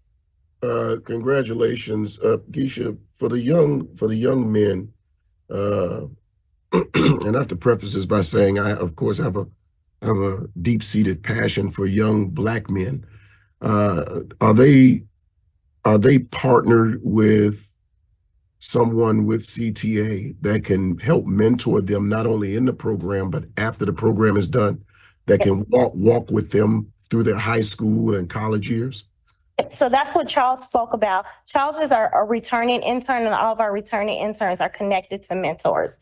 The first year, we're working with them through our program exclusively, whether it's our professional development track or something else. But when they return second year, they are ready to take on a on-site project. They have a mentor, but we are making sure that we're supporting all of our interns. Sure. So that they walk with them throughout so even once they are no longer, they'll go back to school rather, someone is still working with them. It is a joint understanding, yes. So if they have a mentor, a lot of our mentors are still connected with them. It really is decided upon the student and the mentor to move their partnership forward after the summer. Do you have shadow days with, yes. With them? Yes, we absolutely do. So has someone shadowed President Carter? Not yet, but we can make it happen. I'm sure he's always willing to be involved in our program. So, but not yet. They haven't shadowed him yet. For the record, I haven't been asked, so. Yeah. Right up there, both. Yes, we have not as of, but he's always willing to support our program and Yeah, and I asked for that the not- record, he'll be asked soon. Yeah, and that is not to put him on the spot or you on the spot, but so that these young men and young ladies can see the inner workings, even with the board, to see if they could shadow us in a meeting that doesn't compromise sensitive information, so that they get a knowledge of how this really does work. So, but congratulations, and I will say to both of the young men that are there, you are not the exception. You are the norm. You are the norm. Society would have you think that you're the exception. You're not. You're the norm. And I'm very proud of the two of you, as well as all of your colleagues that you've been working with. So thank you. Thank you. I'd also like to thank Keisha. This is an extraordinary effort. Yes, it is. Very impressive.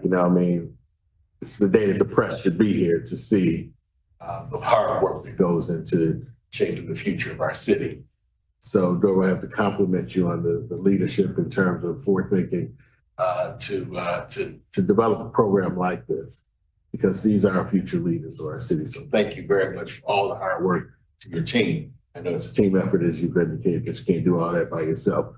But thank you so much for what you do for the CTA. Thank you. I appreciate that. And if I may add, couple of things. I think when you talked about free rides to students, that opens up avenues.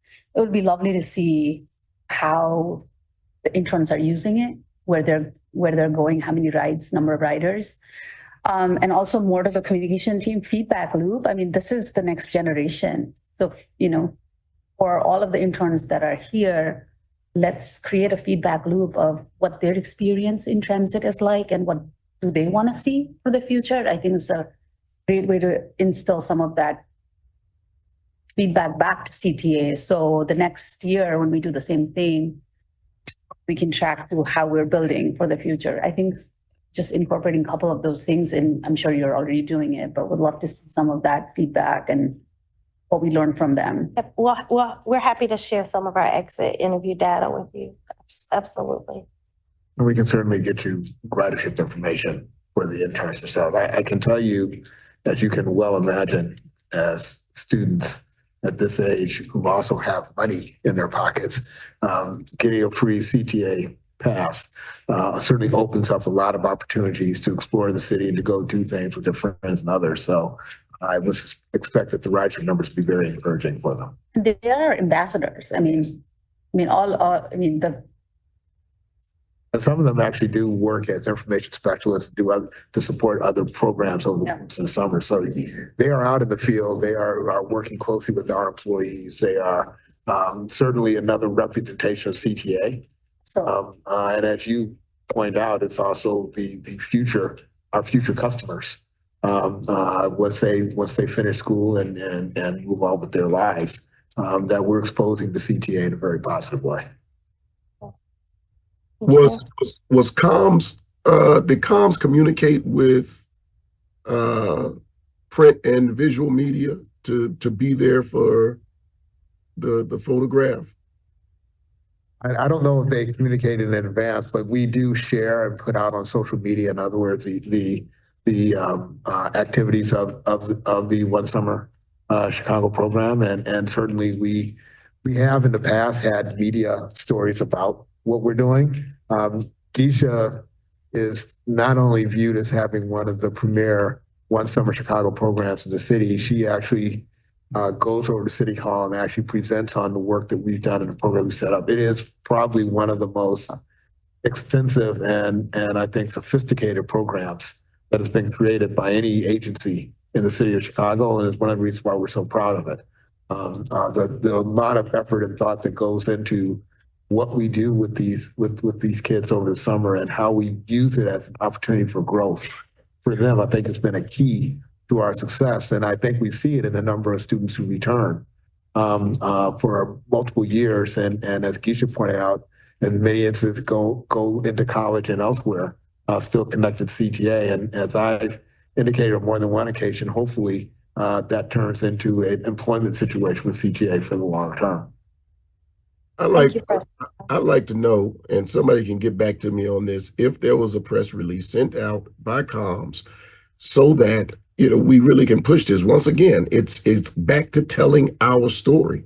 You know, we're already sold on it. I mean, Geisha is a rock star. We know that. These young people are fabulous, and social media is great. But if it has not been sent out so that 7, 5, 9, Fox, whomever can come out and put, even the smaller print media can go out. If they can be there when a train is 20 minutes late, then they should be here to see what is going on here. So I'd like to know if comms sent anything out to highlight this. Okay. Answer it now. Somebody can just shoot me an email. Actually, I think we're going to have someone from comms speak right now. Thank you. Hello, this is Kathy Kozinski, Acting Vice President for the Communications Department. To answer your question, Director Jakes, a press release has not yet been issued on this. We tend to do more amplification of the program towards the later portion of the program, but happy to get something out sooner. We do tend to lean more heavily on social media for this program, since this program, our audience for engaging this age group is, they largely get their news and information from social media. But happy to put out a press release and try to get some local press on this. Yeah, I would appreciate that. And I would appreciate it because what is and Chairman Barclay, he touched on it. What is being shown now is everything that is negative with especially Black and brown children. And, you know, they need to see that again, that's not the norm. You know, they are the exception. These young people are the norm. And to show that CTA has been and will continue to be invested in these young people. So I think that would be great. You know, so if you can do that for me, that'd be great. Thank you so much. Absolutely. Thank you. Okay, thank you. Thank you. Thank you all. Great presentation. Let me move on to a couple other items that I wanted to inform the board about. As you heard earlier from Jeremy, I recently spoke at the Illinois State Senate's Transportation Committee on Tuesday, July 9th. State Senator Ram Villalobam convened the subject matter hearing, which was including testimony from the leaders at RTA, Metro, and PACE. As you are aware, Senator and State Representatives Everdina Delgado have introduced legislation that proposes consolidation of all of the region's public transit system. The hearing allowed me to continue to push not only for adequate funding for our agency, which I will continue to do when I speak before any elected body, especially state legislatures, whose voices significantly impact CTA's annual funding appropriation and our ability to provide quality public transit services for our customers. It also allowed me to make clear my opposition regarding agency consolidation, a measure that I believe fails to focus on the most pressing issue facing public transit in the Chicago region, and that is the need to fix CTA's funding formula. The problem that has existed for more than 4 decades, but can and must be fixed for Chicago transit to thrive. I am not alone in the belief that the most important thing that can be done in support of our region's public transit service is proper allocation of financial resources. The other leaders of the other agencies who joined me to testify at the hearing agreed and echoed my sentiment that appropriate funding is needed for transit throughout the area to ultimately survive. I want to be perfectly clear about this.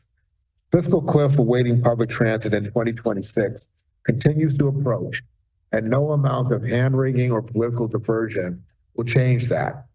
My goal is to help lawmakers understand the stakes involved and the impact that ignoring this fiscal reality will have on their constituents, especially those who need CTA to live their lives, raise their families, and earn their living. I want to thank each of you for your continued and ongoing support of this goal. And certainly we are going to continue to engage as we need to at all levels within the city and state to make the case for the funding that we need in order for CTA to continue to move forward. I also want to take this moment to give a shout out to our Chief Transit Officer, Don Bonds, and our Chief Infrastructure Officer, Bill Mooney, as well as all the employees and management teams that work in both our operations and infrastructure departments to recognize the work that they have been doing in support of the many special events, summer festivals, ball games, and other happenings that have been occurring around the city. One of the things that we've been telling you about our ridership is that it has really grown exponentially over the course of the summer. A lot of that is tied to summer events and other activities that people engage in during the summer. And the need to support those events with appropriate transit services does not happen in a vacuum. The average Chicagoan is not aware of the massive amount of coordination and effort required of CTA's transit professionals to help them enjoy a summer of activities and celebrations. From the operators who drive our buses and trains, to the control center staff who keep everything moving, to the customer service staff who meet, greet, and direct customers as they travel through our system. Our operations staff, from management to the front line, work around the clock to ensure that our customers can enjoy the warm temperatures and festive events across the city. They are, of course, supplemented and complemented by my infrastructure staff, who are responsible for both maintaining the facilities as well as obviously our track and switches to ensure that our system operates as smoothly as possible.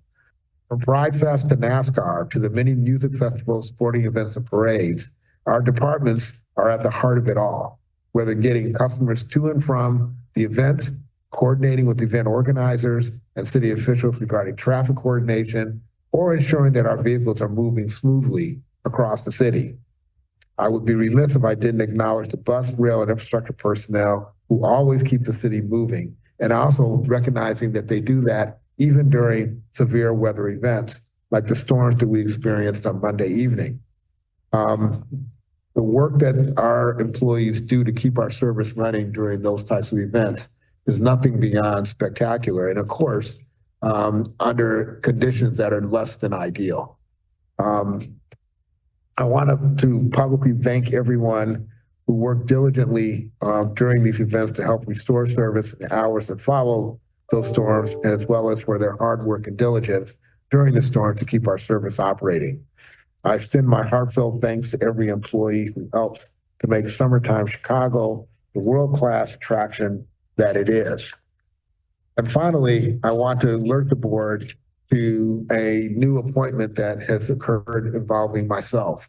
I was recently appointed to the board of directors for Impact, which is a national nonprofit organization that focuses on the intersection of transit, mobility, land use, and development, and building great places for everyone to live.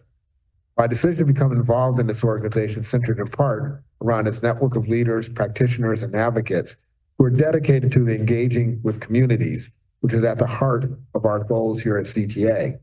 As we broaden and deepen our focus on equity at this agency, it is yet another way that we will connect to other agencies and thought leaders, all with an eye towards ensuring that we're doing all that we can in support of our employees, our customers, and this great city.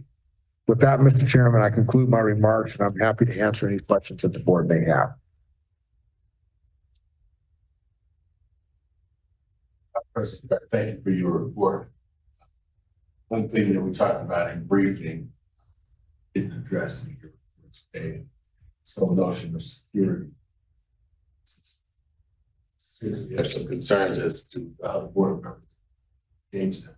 And so one of the things that we want to do is have a representative next month, if possible, from CPD to come before us to give us an idea of what's going on security wise with the Chicago Police Department.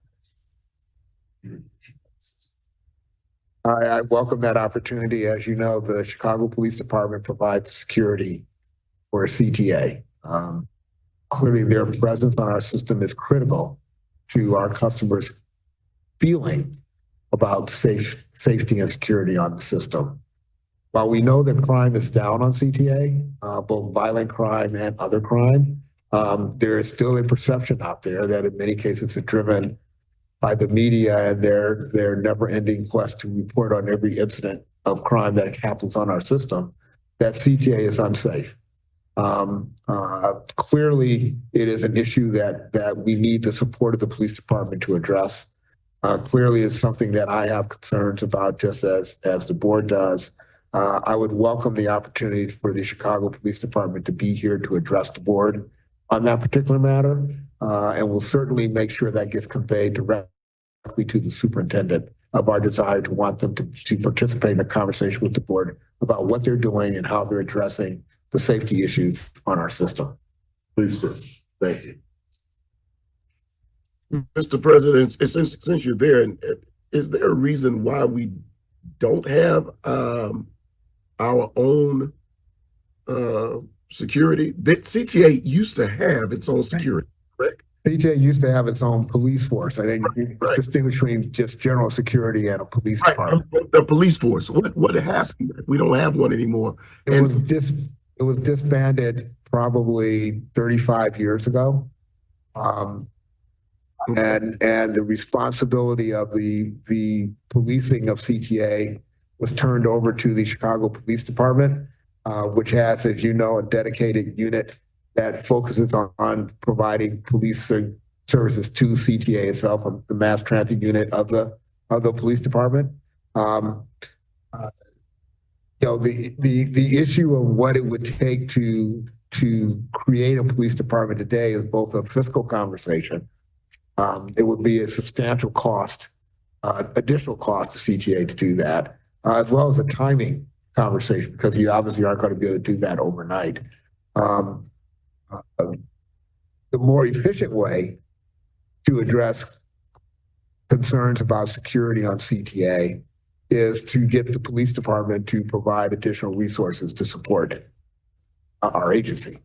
And that's one reason why I think it's important that the police department speak to the board directly about what they are doing and how they're addressing the concerns that the board has.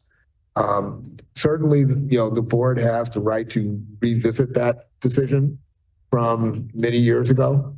And I'm certainly happy to give the board more detailed information about what it would take to create a police department, again, at CTA, both in terms of the cost as well as the complexities surrounding that. I think that if the board makes a determination that they believe that that's an appropriate action for us to take, it's one that we can certainly talk more about. But what I would want to do is make sure that I've given you the information about what it would take to do that, how we'd have to go about doing that, and obviously how long it would take for us to address that type of situation in an organization and an agency the size of CTAs. Just a housekeeping tip, we've received a request to speak up. Our board members who are online can't hear, and it's also difficult for the interpreter. So please speak. Well, I'm about as close to the microphone as I can get. It's great, but just for the rest of our board members, if you can speak up at Okay. Mr. Garrett, how long would it take to put together a report as to the feasibility of? Let me get back to you on that. I don't want to say that we can have it at the next board meeting, but it's something that I can give you a detailed expectation of when I could give you a full report on something like that. Thank you. Can we also, since you're talking about hopefully inviting CPD to the meeting, because my concern is next month with the DNC happening and many officers being reassigned, doing overtime for that area, what will that mean? What will that mean for CTA and the response time? That if something does happen, I mean, we already have an issue with response time as it is. So you take that coupled with, you have low numbers with the police department, and then you have those that are going to be covering that area. What does that mean for our riders? So if there's an invitation to come out, hopefully they can come out before come to the next board meeting and address that, so that there's a level of comfortability with not just those that will ride who are just here for the convention, but those that support CTA on a daily basis.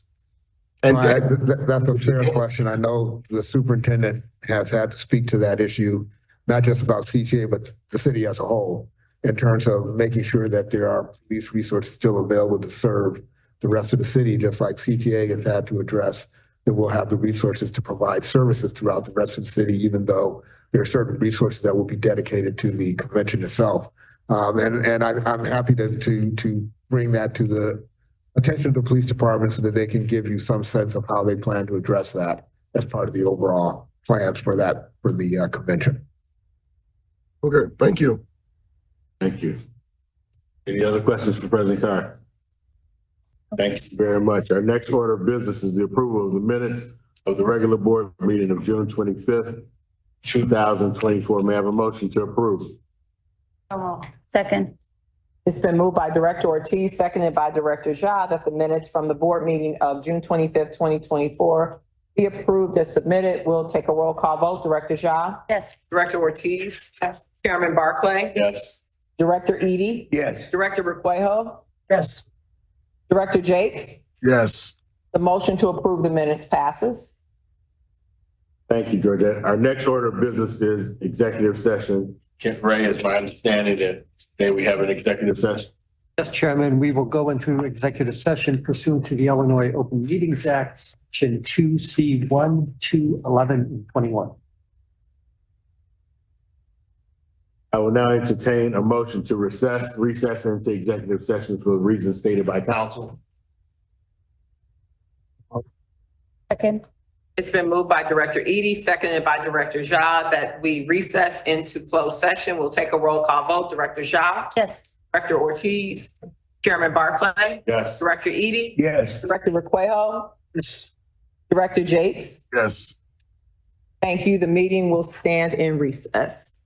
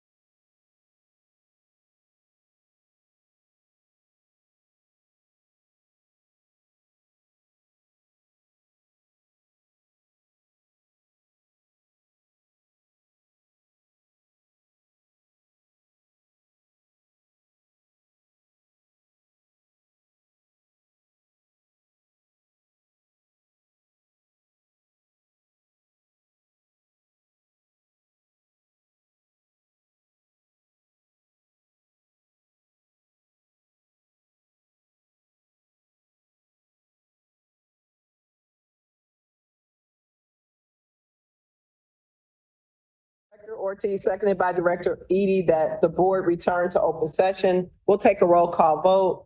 Well, we took a roll call vote. Director Josh said yes, Director Ortiz, Chairman Barclay, Director Eady, my apologies. We had not brought you all into the meeting. Director Jakes? Yes. Director Requejo? Yes. Okay, the motion passes. We will now address board agenda item number 6A. Kent? In item 6A, Chairman of the Board reviewed the closed session meeting minutes for June the 25th, 2000. May I please have a motion to approve the closed session minutes for June 25, 2024?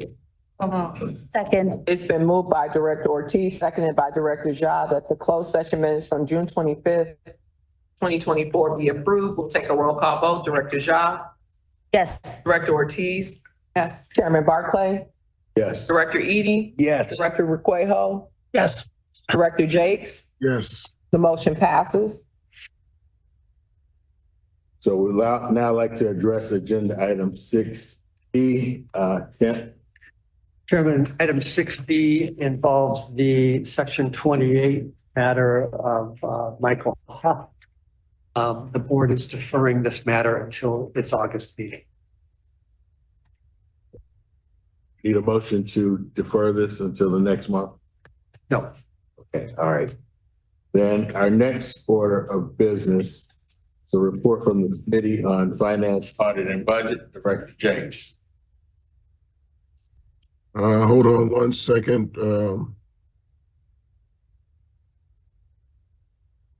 Let me find what we did.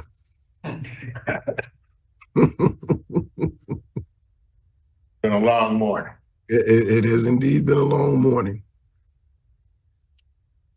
All right, the committee met earlier this morning and approved the June 15th, 2024 committee minutes and reviewed the finance report.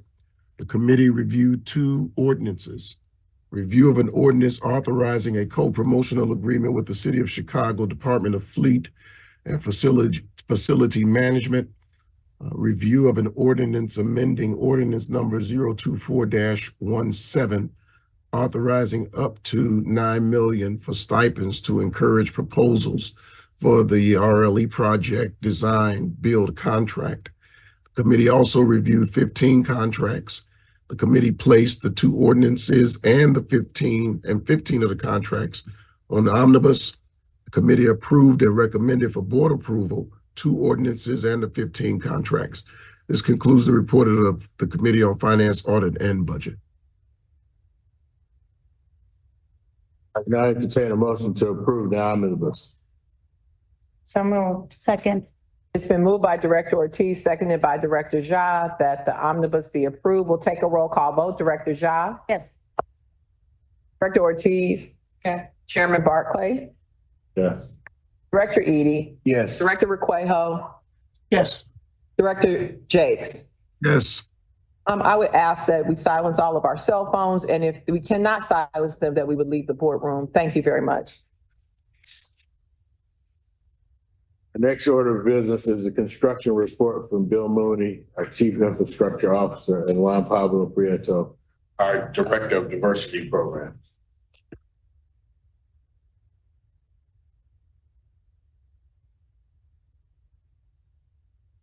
Good morning. I'm Bill Mooney, your Chief Infrastructure Officer, and I'm joined by. Good afternoon, Juan Pablo Prieto, Director of Diversity Programs.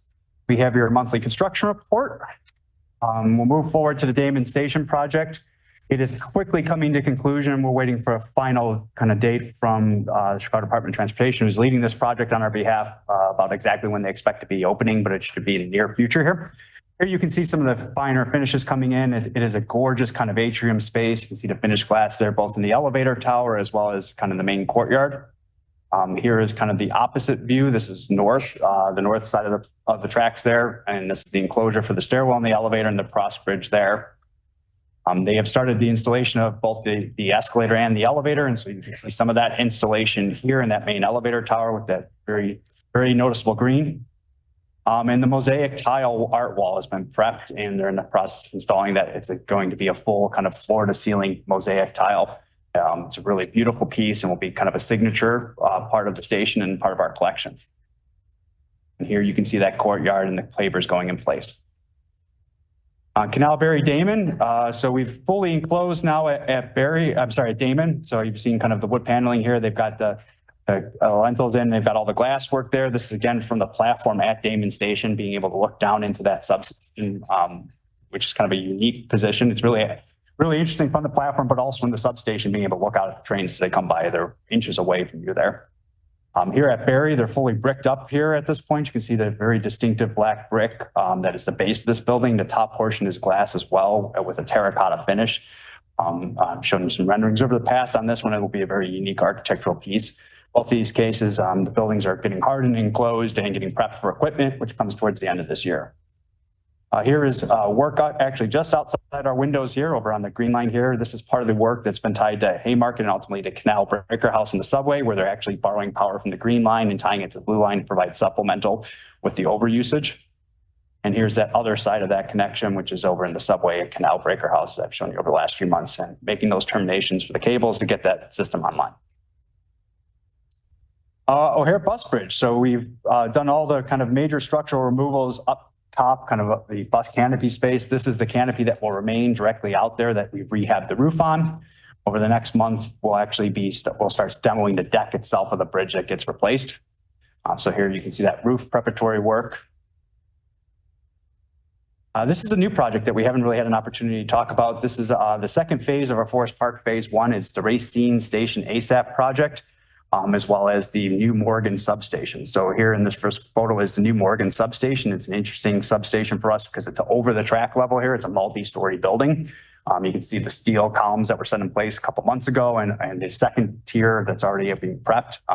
They've actually started prepping for concrete pours for the floors there and starting to install the roofs as well. And you'll see some photos of those next month. Here you can see that prep work. This is actually over them forming and detailing out that floor that's going to get poured in. And here's its partner at Racine. So this is actually the new station house for Racine. So that is similarly been built in a steel structure above the grade of the tracks itself. This becomes the new major station house. From there goes an elevator down to platform level that connects to the platform end there, and a new giant glass kind of stairwell enclosure with it. And then we actually, once we put that one in service, we flip over and we'll take out of service the other half of the station, which is the Loomis entrance, and that will actually get a historic renovation. Again, this is the Racine platform getting prepped for a concrete pour for that new foundation there. What's that? We move forward with our Refresh and Renew program. We have knocked out 12 of the 29 stations in the program for this year. Here's some of the highlights. So Clinton, which is just outside here, you can see the typical LED lighting upgrade and the big impact that lighting change does. This is actually Chicago Station in the subway. This is a station that we rehabbed back in 2019. So it's coming through its first round of Refresh and Renew, kind of on that 5-year window of cycle. You can see kind of the refresh of painting and clean up the lighting there. Lasky on the orange line. I actually love this picture with the updated canopy painting there. Really, I think makes a big impact to that. And here's one of our bus turnaround projects. So you can see kind of the exterior completely refreshed, that curb appeal of a bus turnaround, as well as the employee facing facility there. And the interior of that washroom completely cleaned up and rehabbed. RPM continues to move along.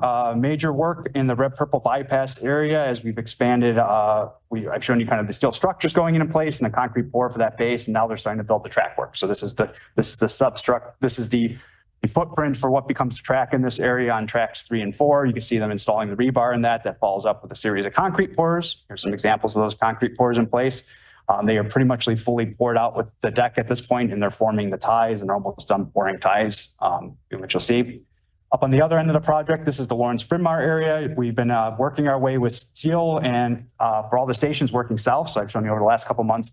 Bryn Mawr, here you are burrowing with the steel. They also put in the escalator trusses. So these are big singular pieces that accommodate the escalator. If we don't get them in before the new structure comes in place, then we won't be able to crane them in place. So they actually go out there pretty early.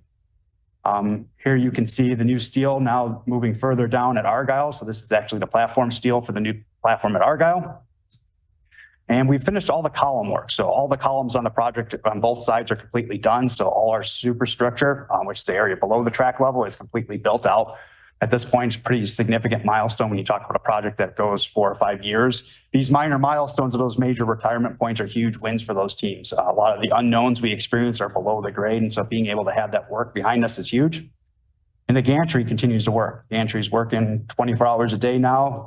It is down towards the Argyle area, just kind of in that station area, continues to move south from there. Here you can see them setting those segments. It is a really interesting site. If you haven't had an opportunity to go up to the area, the gantry is you don't appreciate the scale until you see it in person. So we continue our ongoing outreach in the community as we have been. We participate weekly with the 44th Ward, the 46th Ward, the 48th Ward. We were very active in planning and participation around the Pride events in that area. We actually had, as part of the CTA-wide clean and green events, and on June 1st, we actually had a site clean up in the red purple bypass area, and you can see some of our employees out there helping the neighborhood just in general clean up in our properties around that. With that, I'll turn it over to Juan Pablo. Thanks, Bill. Directors, we've changed the end of the construction report because we want to present you with more information about the small business and workforce outreach efforts that have been happening throughout the whole month. I'll still provide you an update on our RPM numbers to show you how the contractor is doing according to their DBE and workforce goals. As of the end of May, 119 unique DBEs have been awarded over $272 million between the design and construction packages on RPM Phase 1. 54 of those DBEs are new to CTA. Next slide, please. On the workforce side, as of the end of May, over 2,200 unique individuals have worked over 1.7 million labor hours, and they've earned over $103 million.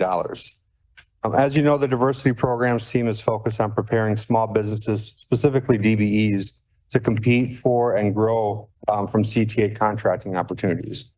We also help career seekers find opportunities and resources. If you look around the country, you'll see that CTA is doing supplier and diversity and contract diversity like no one else. So now I'll be presenting you can go to the next slide, please. Now I'll be presenting the different events that we've gone through June of this year. So it's a long list because I'm covering the entire year through June, but going forward, I'll give you a month-to-month synopsis. So a few of the highlights for our small business focused events. We hosted several of our supportive services programs, including driving small businesses the distance and building small businesses. We held 3 of our DB advisory committee meetings. Those happen every other month. We launched the small business educational series and had the graduation ceremony in April. And we hosted our Q1 DB outreach event at Wright College and Q2 outreach event at Build Chicago. Next slide. We held 2 events with existing primes, Napa and Intersection, to help them find more DBEs to add to their utilization plans. And we attended several events, including assist agency membership meetings, City of Chicago Construction Summit, several industry events where we hosted tables, and the Cook County's Pathway to Construction Summit at UIC. Slide. Flipping over to the workforce side of the department, we held our Q1 and Q2 workforce outreach events in the Red Line Extension footprint. Q1 was at Elk Hill Gardens and Q2 at the Roseland Christian Ministries. We held 3 workforce advisory committee meetings. Those also happen every other month. Held our inaugural apprenticeship fair at Truman College, where over 130 attendees, including 80 students from several CPS high schools, came and networked with our workforce partners, our pre-apprenticeship providers, building trade unions, and contractors. We're already planning the second event for this year. Next slide. We collaborated with the City Clerk's Office, City Colleges, Civilian Office of Police Accountability, and Chicago Cook Workforce Partnership to host a citywide career fair at Malcolm X, where over 480 job seekers came to network with over 55 employers and workforce resource organizations, and hopefully find their next career path. We're checking in with all those employers to see at the 30, 60, 90-day mark if they were able to hire anyone that came to the fair and talk to them. And we're already planning another one for the fall of this year. And then we also attended the Building Trades Southside Safety Committee to foster more collaboration on our workforce goals, hosted tables at several events, including the CPS Skills Trade Fair, and participated in the Chicago Women in Trades mock interviews. Well, again, we'll continue to bring you our activities on our work to advocate, certify, and invest in DBEs, SBEs, and career seekers. And now we'd like to show you our latest installment. Are we doing the video? Oh, no. Okay. That concludes our report. Thank you. We're happy to take any questions. Yeah, we'll show the video next time. Happy to take any questions. Thank you. Any questions? Director Ja? No question. I love the new format. I think it's very easy to read and also see the impact clearly. So appreciate doing that. Thank you. I agree. And thank you for the report. Director Eady? No questions. Excellent report. Thank you. Director Requejo? No questions. Thank you for the presentation. And one comment I would make is I would love to see a presentation in the near future about development opportunities around the new stations and the new improvements and CTA, because I know CTA has been active in promoting ETOD, and also the president has been requesting more capacity for CTA to have an ability to develop nearby. So just a request for a future presentation on opportunities for ETOD. Yeah, we're happy to do that. And there's a lot of ETOD opportunities occurring, particularly around the red line extension, but we can give you a more full briefing on that. Director Jakes? No, I have no questions. Thank you. Further question. Thank you. Our final order of business is new business. Georgette, is there any new business? Chairman Barclay, there is no new business. Since there's no further business to come before the board, may I have a motion to adjourn Chicago Transit Board meeting of July 7th, 2024? Oh, second. It's been moved by Director Ortiz, seconded by Director Ja, that this meeting of July 17th, 2024, the CTA Transit Board be adjourned. We'll take a roll call vote. Director Ja? Yes. Director Ortiz? Yes. Chairman Barclay? Yes. Director Eady? Yes. Director Jakes? Yes. Director Requejo? Yes. The motion passes. We're adjourned. Thank you.